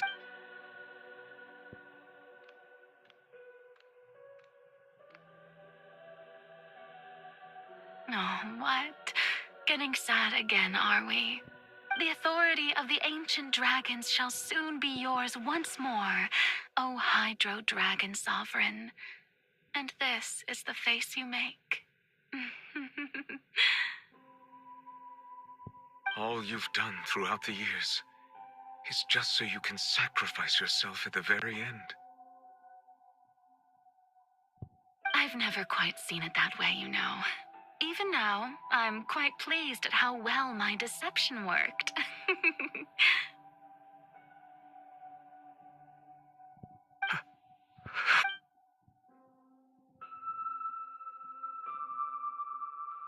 Hydro Dragon, don't cry. I must say, had it been within my rights, I would have loved to judge the heavenly principles themselves. Were they not guilty of essentially the same crime? Egeria stole the power of the primordial sea, and the heavenly principles stole the power you ancient dragons possess. I, for my part, am the god of justice. And is it not just that your original powers should be returned to you? Speaking of justice, I have always believed that justice lies in the process of pursuing human existence itself. So, if the theft of the primordial sea's might was Fontaine's original sin, then, leaving matters of procedural right and wrong aside, the descent of the Fontanians as humans and their right to exist in this world would be Fontaine's original justice. In other words, existence was Egeria's justice, and to me, justice is the continuation of that existence, defying the prophecy and ensuring that Fontaine's people shall live on. That should be the justice enthroned over all others. At this point, we, whether it be myself or all other Fontanians, have shouldered the burden of this sin for far too long. Iudex Nervillet, the highest judge in our land, when you regain your full power as an elemental sovereign, what verdict shall you pass upon us? So when I was invited to the court of Fontaine to serve as Iudex, I see now that that was your idea too. At last, I now understand the true purpose behind this position. In the beginning, I was uninterested in human existence. But these 5 centuries of living alongside them have gradually brought about mutual understanding between us. And I have even attempted to feel as they feel.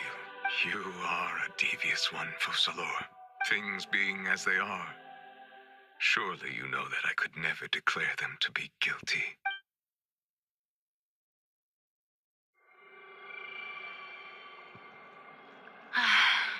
The hour of my execution is almost here. For the sinner, the curtain call has come. I know I may not sound it, but faced with death, I find myself a little afraid. Perhaps this is one thing both gods and humans have in common.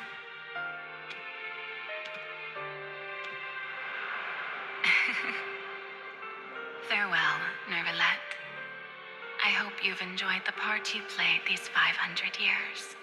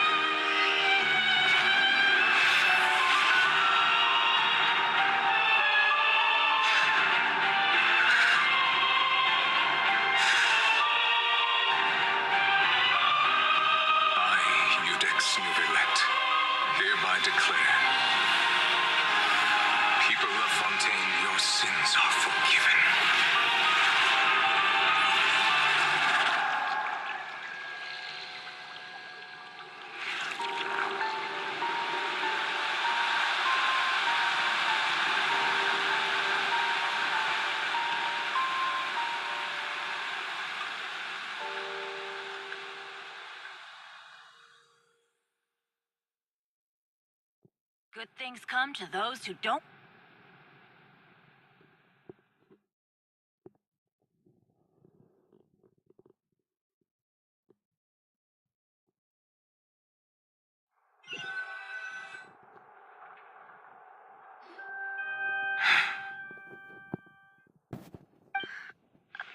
What just happened? Has the Was that bright light some sort of misdirection? I have a feeling that something huge just happened. But since we're all still alive and haven't been dissolved, I assume whatever happened was good for us. It's time to end this. We must mete out punishment to that beast. Didn't you say just a moment ago that it can't be defeated? I have gained the strength sufficient to deal with it. Through certain means, I now have the ability to separate the power of the Primordial Sea from that creature. We should seize the opportunity to pursue our quarry. Traveler, now that the oratories can no longer function, I require an executor to help me mete out justice. The root of the calamities befalling Fontaine. The beast that enacts the prophecy. Its name is the all-devouring Narwhal.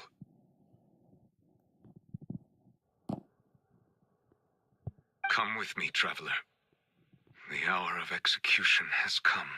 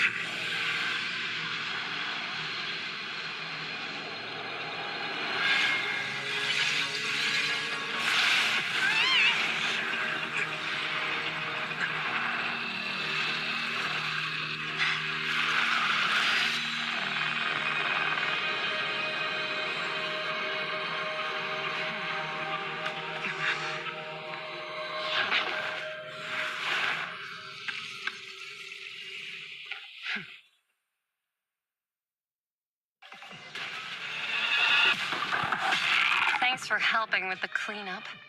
It should have been my job, but... oh well. It was just supposed to be a short private training session for me. I didn't think that my disciple and my master's pet would start brawling in the meantime.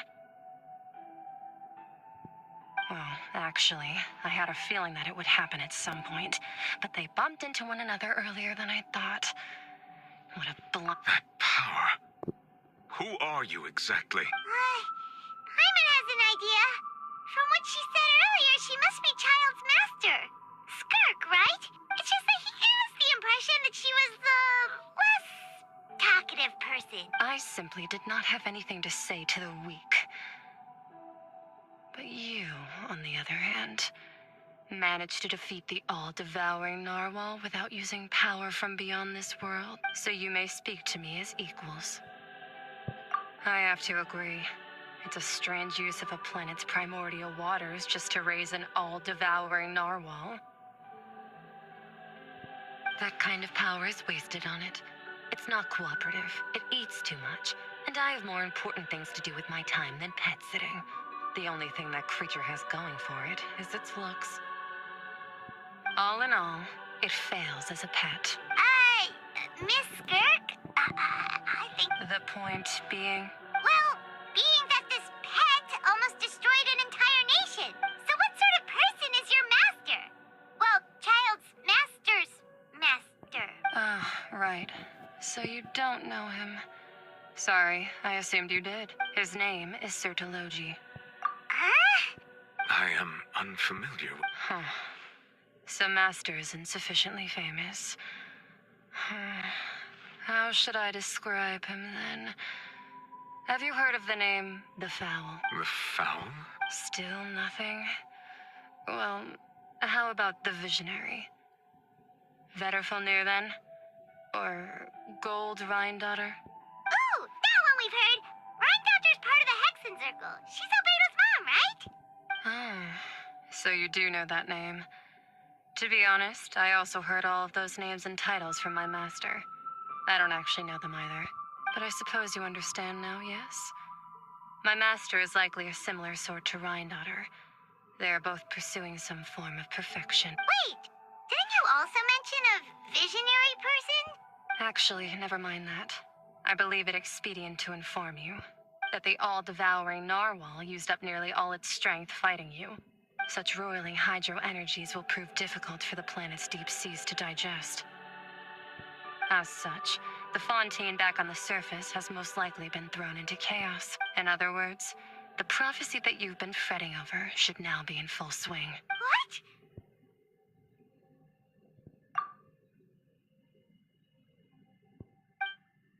Not to worry. Focalor has already managed to deceive the heavenly principles.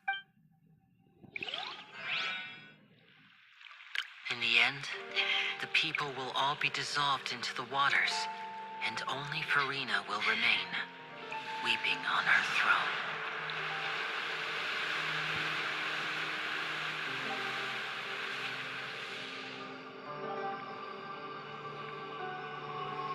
Only then will the sins of the people of Fontaine be washed away.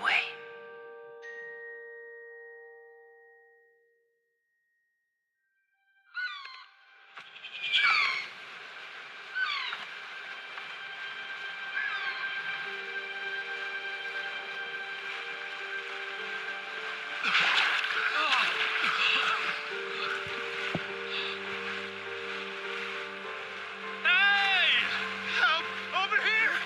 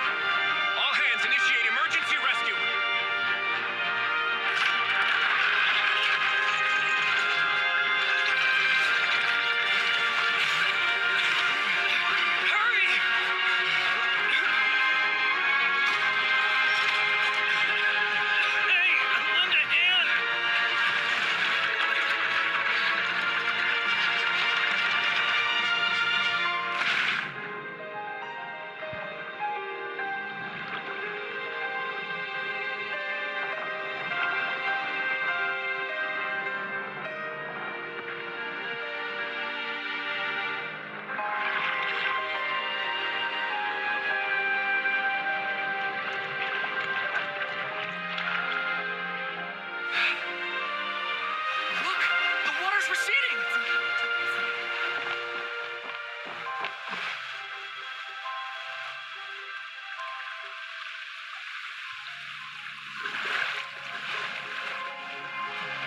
It's a miracle! Water's receding. We didn't dissolve. The prophecy was wrong.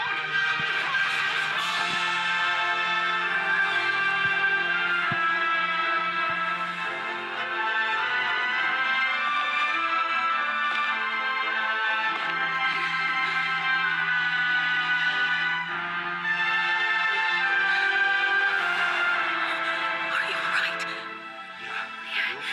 We're saved. The prophecy was wrong.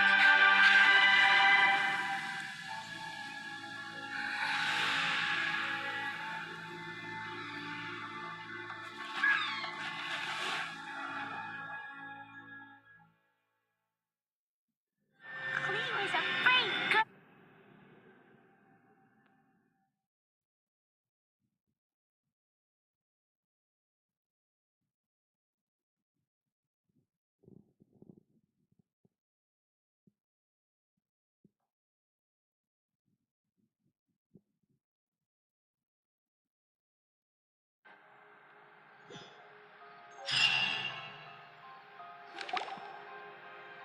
The soil renewed.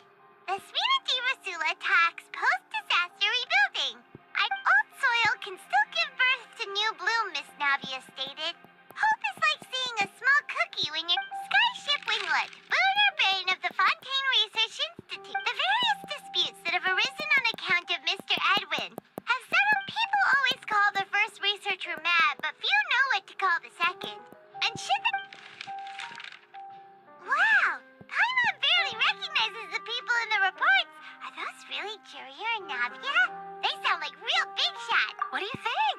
Pretty enthralling, huh? The value for these big scoops lies in their inevitable follow-ups. Edwin's assistant, Jurier, created a true flying ship, while Navia is leading people in the reconstruction of their home. Paimon's curious too! And that's exactly why I'd like you to come conduct interviews with me.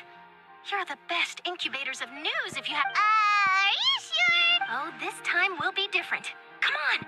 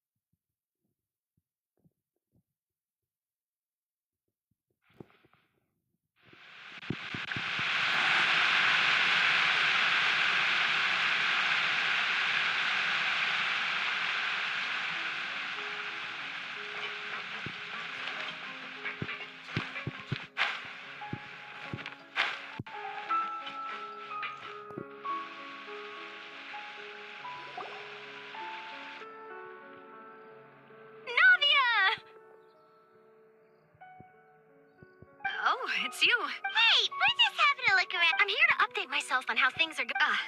Let me introduce you. This is Mr. Garunt Snezhevich. Our residents are hard at work as well. Thanks. Hello, Miss Charlotte. I'm a big fan of yours. But if you don't mind, could you not emphasize our role too much in your report? It's not charity we're doing here. I get where you're coming from. I'll keep it as simple as possible. Or would you be willing to feature as... That would be fine. Oh, you're back too. How are things? We finished laying down the construction materials. It'll be another hour before the workers are able to go over there. Huh? You're here? Well, her reputation's greatly risen after that whole duel business with Miss Farina. So she's here in Poisson to wait out the heat. All right. There's too much to consider in the reconstruction of Poisson. The Spina has need of more decision makers. And, well, I do already happen to be connected to Mr. Callis. Oh, wait just a moment. Do you mind me asking a few questions? You know, about how you felt before the duel. Forget it. I'm sure you can find a better theme than that, Miss Charlotte. I see you're the same as always. Well, if we're talking about doing things for my sake, you might as well just take a few more photos of me. Or of the Traveler. Of course I will. I'm not gonna let him off that easy. All right, then everyone who wants to be...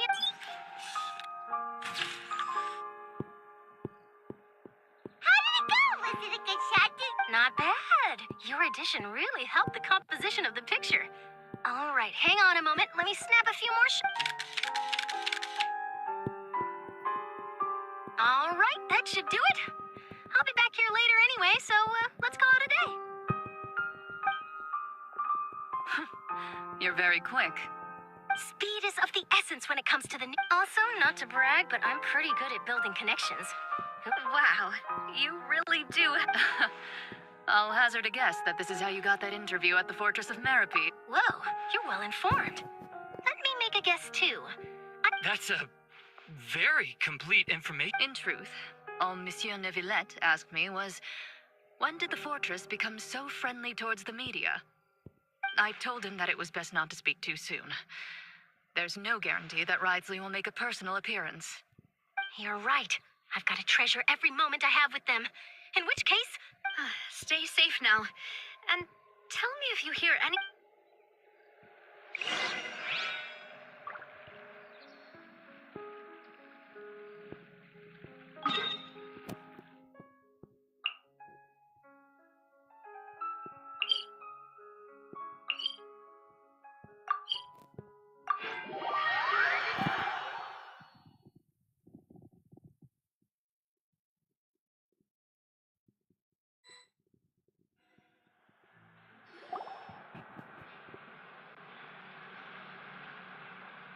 Wow, guess we're here again, huh?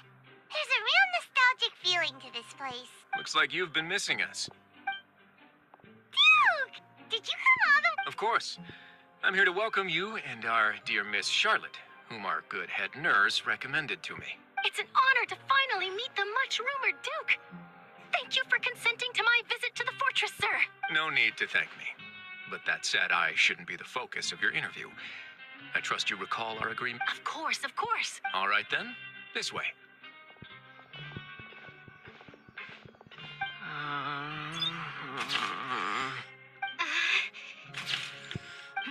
Hey, no need to be... Miss Charlotte.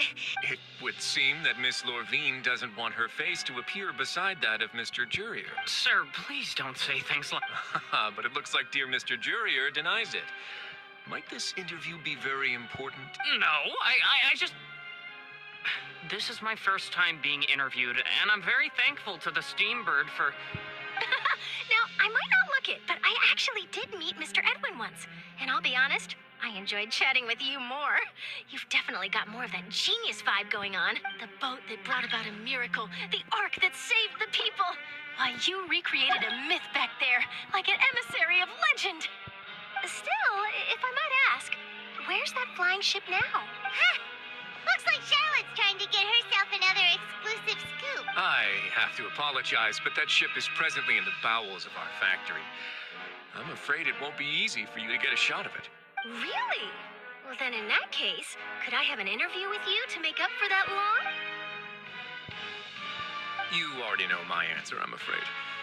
Best you interview our head nurse instead. Or perhaps you... Did you really have to use the word couple? Well, then, 2 solo photos will do... Is my hair messed up? Please, someone help me have a look. Things sure are getting pretty lively here. Oh, seems like everyone's here. Would any of you like... Ah, Siege... Hey, Miss Charlotte.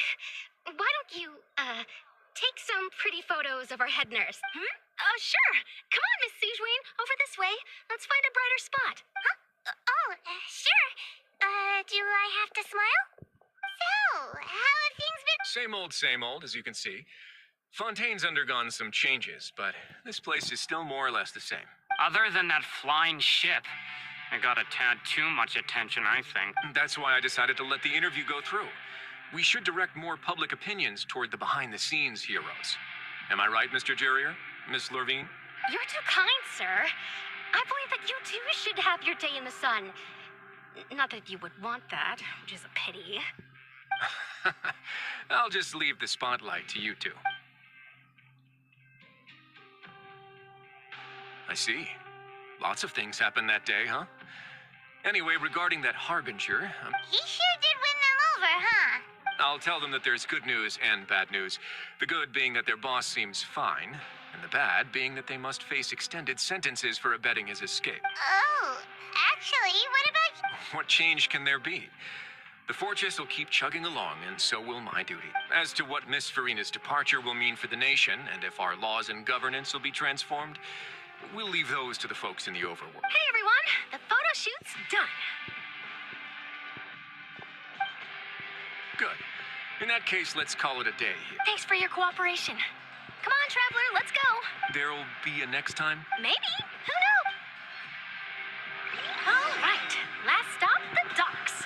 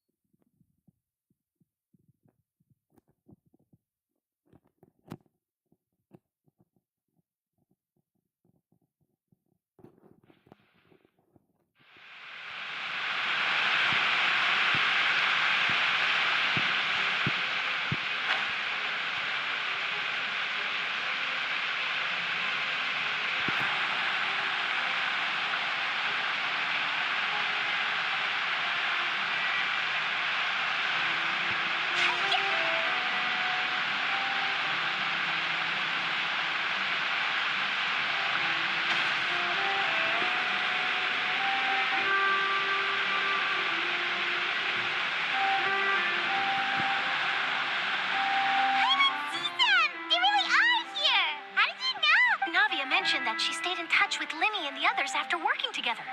Apparently, they've been at the docks distributing these strange pockets the whole time since. Traveler, Paimon. Ah, and Miss Charlotte, too. Would you like a magic pocket? What sort of gadget is it? It's a wondrous bag that can be used to carry many things.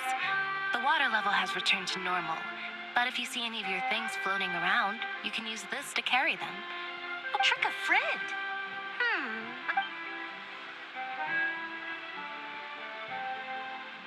You could just make a friend like Fremine here. Isn't that right, Fremine? Is this what you meant by, I'll help you make some more friends? To be honest, that sounds pretty sweet. Could I have your contact, please? Sure. Please, write down my address. You sure are working hard to help Fremine socialize. He was the one who proposed doing this. He even wants to assist in our magic shows. Yes, I was planning to first introduce Pear as an assistant, and later Fremine himself. In the future, I think we can leave underwater escape magic to him, too. That said, would anyone want to see a diver escape underwater? Oh, it'll work out. Lynette, could you come over? Miss Charlotte says she wants to take a picture of us. Got it. My, that Charlotte is rather perceptive. She got rid of everyone the moment she realized I had something to say to you. Father says that you did a great deal during the latest events. That's all right. We were more than happy. Oh, I guess you haven't heard. After Lady Farina left, Father and Monsieur Nervilette opened negotiations, during which he gave Fontaine's gnosis to her as a diplomatic gift. A diplomatic gift? Yes, I was quite surprised at first myself. But when I thought it over, there were actually a number of things going for it. It could have been done as an apology for the incident with Lord Child, or as thanks for his help in tying the all-devouring narwhal down. Furthermore, Father did also lend significant aid to Fontaine and Poisson. Well, that's true, but this is a gnosis. I would agree, but I've also heard that it seems... So there's some reason for this... I suspect you'll have to ask him about that yourself. Ah, yes, speaking of which, I did see him strolling around the entrance to the Fortress of Meripede a while back. Isn't he real busy and stuff? But back to the topic. The gnosis... They say that he's returned to Snezhnaya to recover from his wounds. I hear that the recent disaster really did a number on his health. That's true. When you think about it, we've had loads of run-ins with the Fatui. To think we'd be allied with them this time. So shocked by such a simple switching of sides?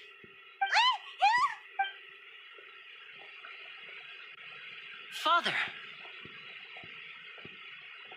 Well, well, what do you know? Come to the docks to see how my children are doing and meet the traveler by chance.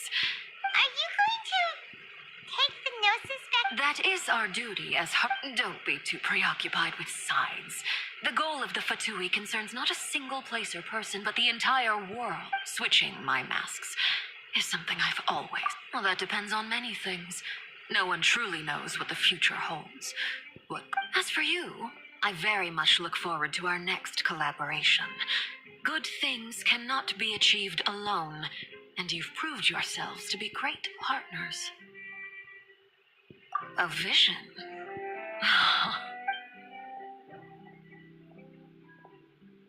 And that's a wrap for me. Huh? You... Greetings, Miss Journalist. Hello.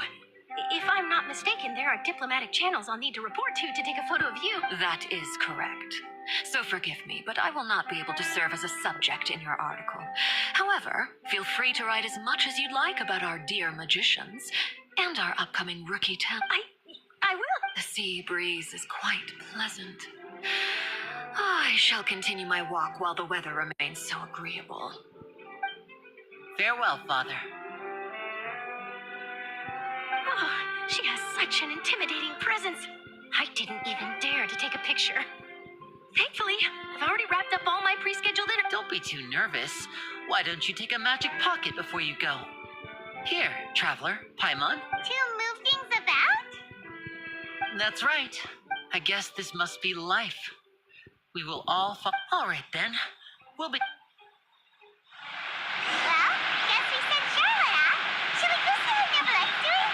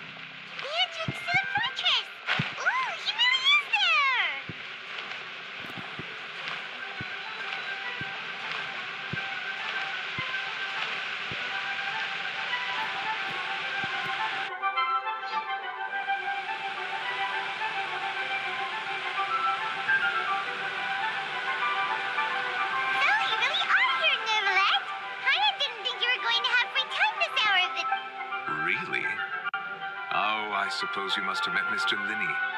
He took the time to greet me earlier when he passed this way. In any case, you came at a good time. I was just considering reaching out to you to set up a meeting, so I may explain some things that I haven't had the time to before. Aw, Paimon's glad that you remembered. Thank you for keeping us on your mind, what with you being busy and all. All right, let's have it then. How was Fontaine actually saved? The whole business is still quite the mystery to... It is strange how words can often leave a bitter taste in the mouth when it finally comes time to say them out loud.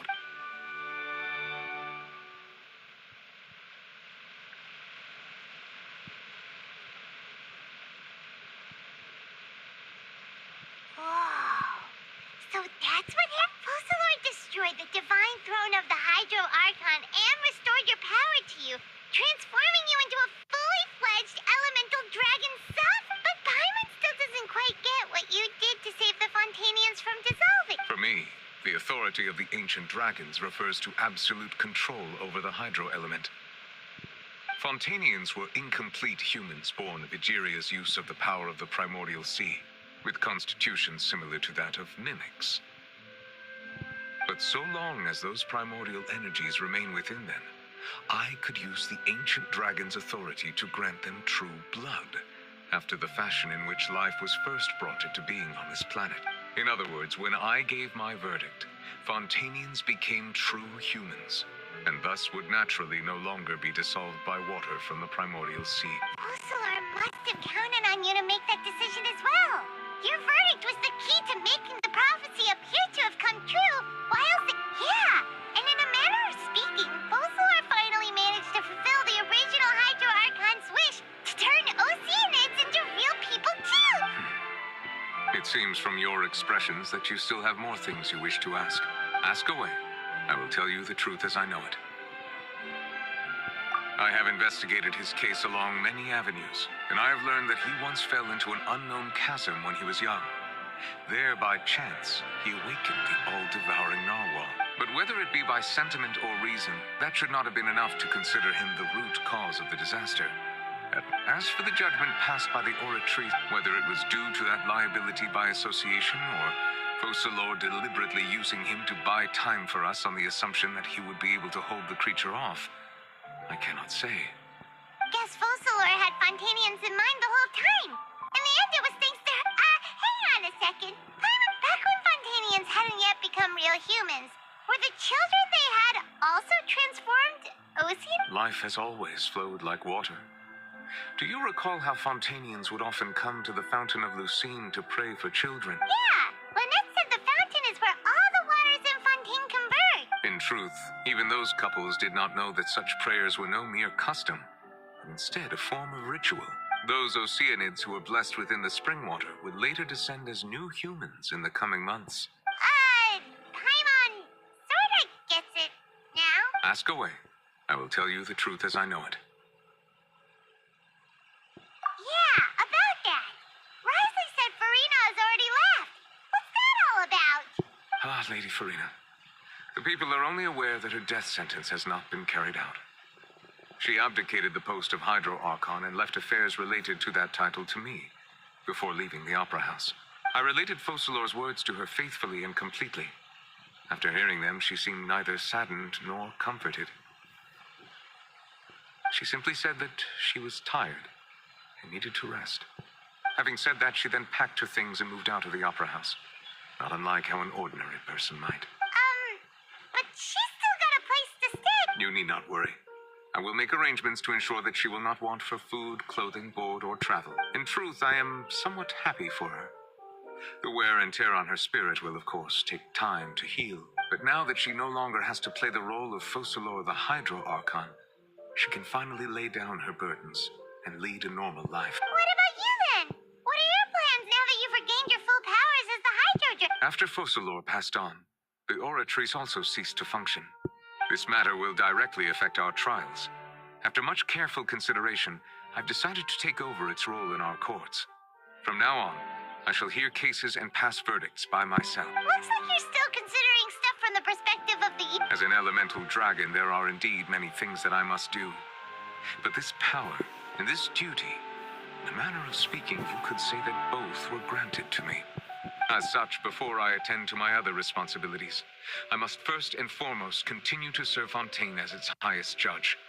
The duty of the Hydro Sovereign and the duty of the Iudex shall coexist within my person. Additionally, the Hydro Archon's departure has brought about another problem, which is that the Opera House shall no longer produce indemnitium. That's true. That power was derived from the people's faith in the Hydro Archon, wasn't it? Wait, but the various mechs and machines in the city are all still okay. As I am now, I have full command over New Musia, and it can serve as a complete substitute. Another reason why I cannot quite leave Fontaine immediately. Wow. This ancient dragon's authority stuff is really quite useful, huh? Ask away. I will tell you the truth as I know it. Oh, that's right! They say you... Leaving aside their intentionality, the two Fatui Harbingers have indeed done much for us during this crisis. Their sole remaining goal in Fontaine, at least the Oratrice, has ceased to function. The Hydro Archon's as such, it has lost all meaning for Fontaine. If the Fatui have impure designs, then we might as well accede to their request now and avoid unnecessary conflict. What complicated considerations. Paimon thought thought you were just giving it to them. Ask away. I will tell you the truth as I know it. You will soon be heading to Natlan, I presume. I'm afraid that I have little talent as a travel guide, so all I can do is tell you what I know about that land. As far as I'm aware, Natlan can be said to be a nation of dragons. A nation of dragons? No, I suspect that I would not find myself welcome. Unlike ancient dragons such as myself, the dragons of Natlan have undergone long years of development and evolution. Large numbers of them have entered a form of coexistence with humanity. Natlan is also the nation of war. War ravages those lands like an undying flame. There is one other piece of information I got incidentally from my negotiations with the Knave that I believe may be useful to the harbinger known as the Captain has thrown his hat into the endless ring of war. Captain. Sounds like a real tough customer. Seriously! I suggest that you fully prepare yourself before going to Natlan. In the meantime, Fontaine's doors will always be open to you. Ask away. I will tell you the truth as I know it. Hang on a sec. When we spoke to Lenny earlier, he mentioned that we guessed that there might be some reason for... No wonder the House of the Hearth is the Fatui's intelligence division. So regarding this specific issue, I was just getting... In truth, I exchanged some further words with that lady named Skirk after sending you two back to the surface. It went something like this.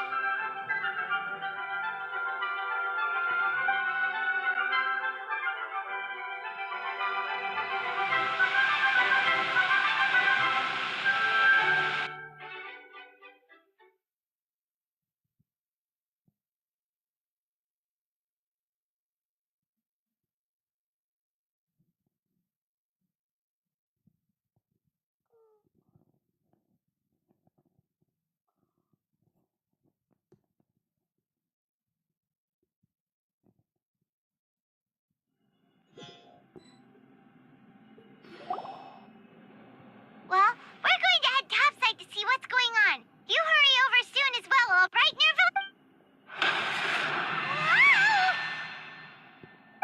What next? The all-devouring narwhal isn't here, so I'm no longer getting any interference. I can finally catch the scent of your power. What it's made of. It is the authority of the planet's primordial dragons, but with something very similar to a god's curse mixed in. I'm sure I've encountered something like this before. I do not know what you speak. Of course. You should have the remains of the third descender on your person, yes? Remains? I've never heard of any such thing. According to your parlance, I believe it may be called a gnosis. Well, that much is true. After Focalor's divinity faded, she handed her gnosis to me, but I fear I have never heard of it described in the manner that you... I've been training with my master, the Foul, ever since I was young, and I have never returned to the surface since. So most of the information I possess, I got from him. It is only natural for those who are greater than humanity to possess a different sort of common sense, which is why there are so many problems in our attempts to communicate with humans. Regardless, you should probably get rid of objects of misfortune. To live in itself is a blessing. But once a person dies, the bonds he once had with this world shall all turn to curse. What do you mean by that? No need to fret. These are just my... This third descender you refer to. Master never mentioned them to me. If you're interested, though, I could ask him. Next time, you believe... I do. Wait. I have a disciple of my own, don't I? He can be the messenger, then.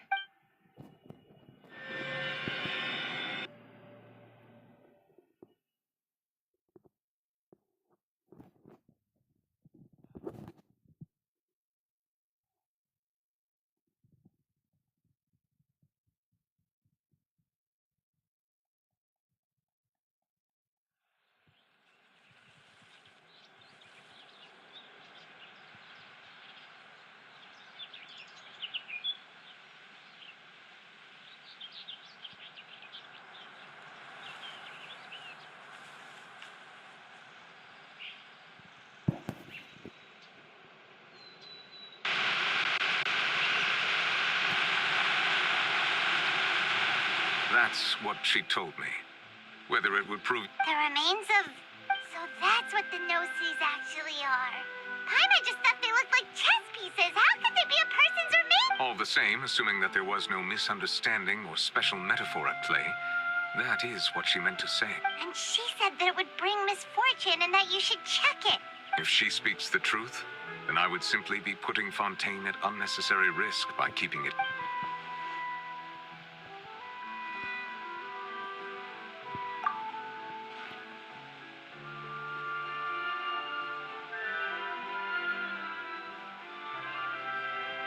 I had guessed that you might already be familiar with this concept, but I did not expect you to be one of them. That means that the Gnosis, which are exceedingly element compatible and can even enhance elemental abilities, do indeed come from the third descender.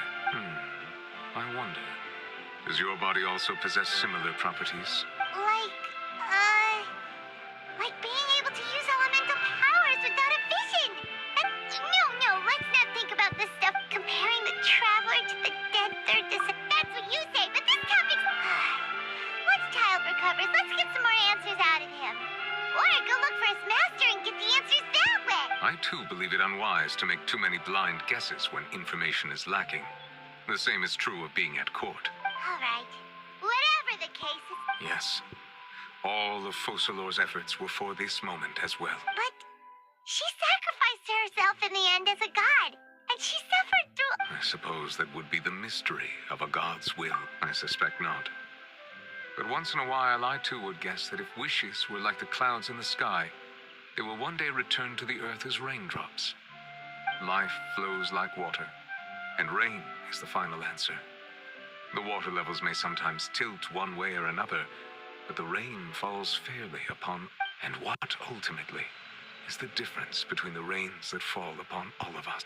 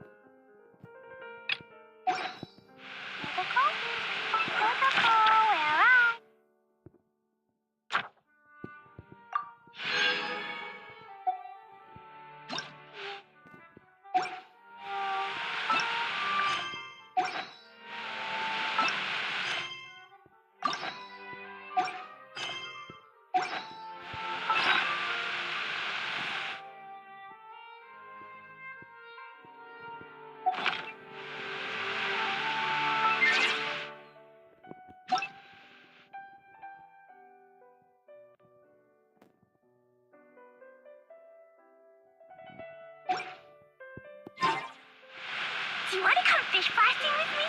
I'll get grounded for a whole day, but... Everybody stand back!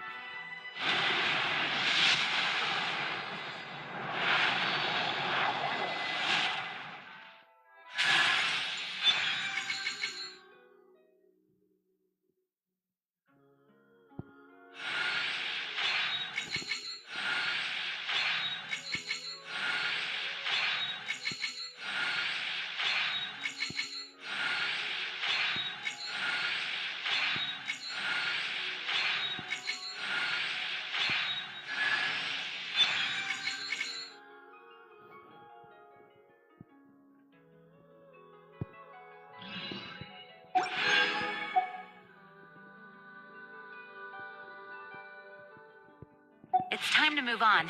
We shouldn't stay here. Lighthouse of Truth.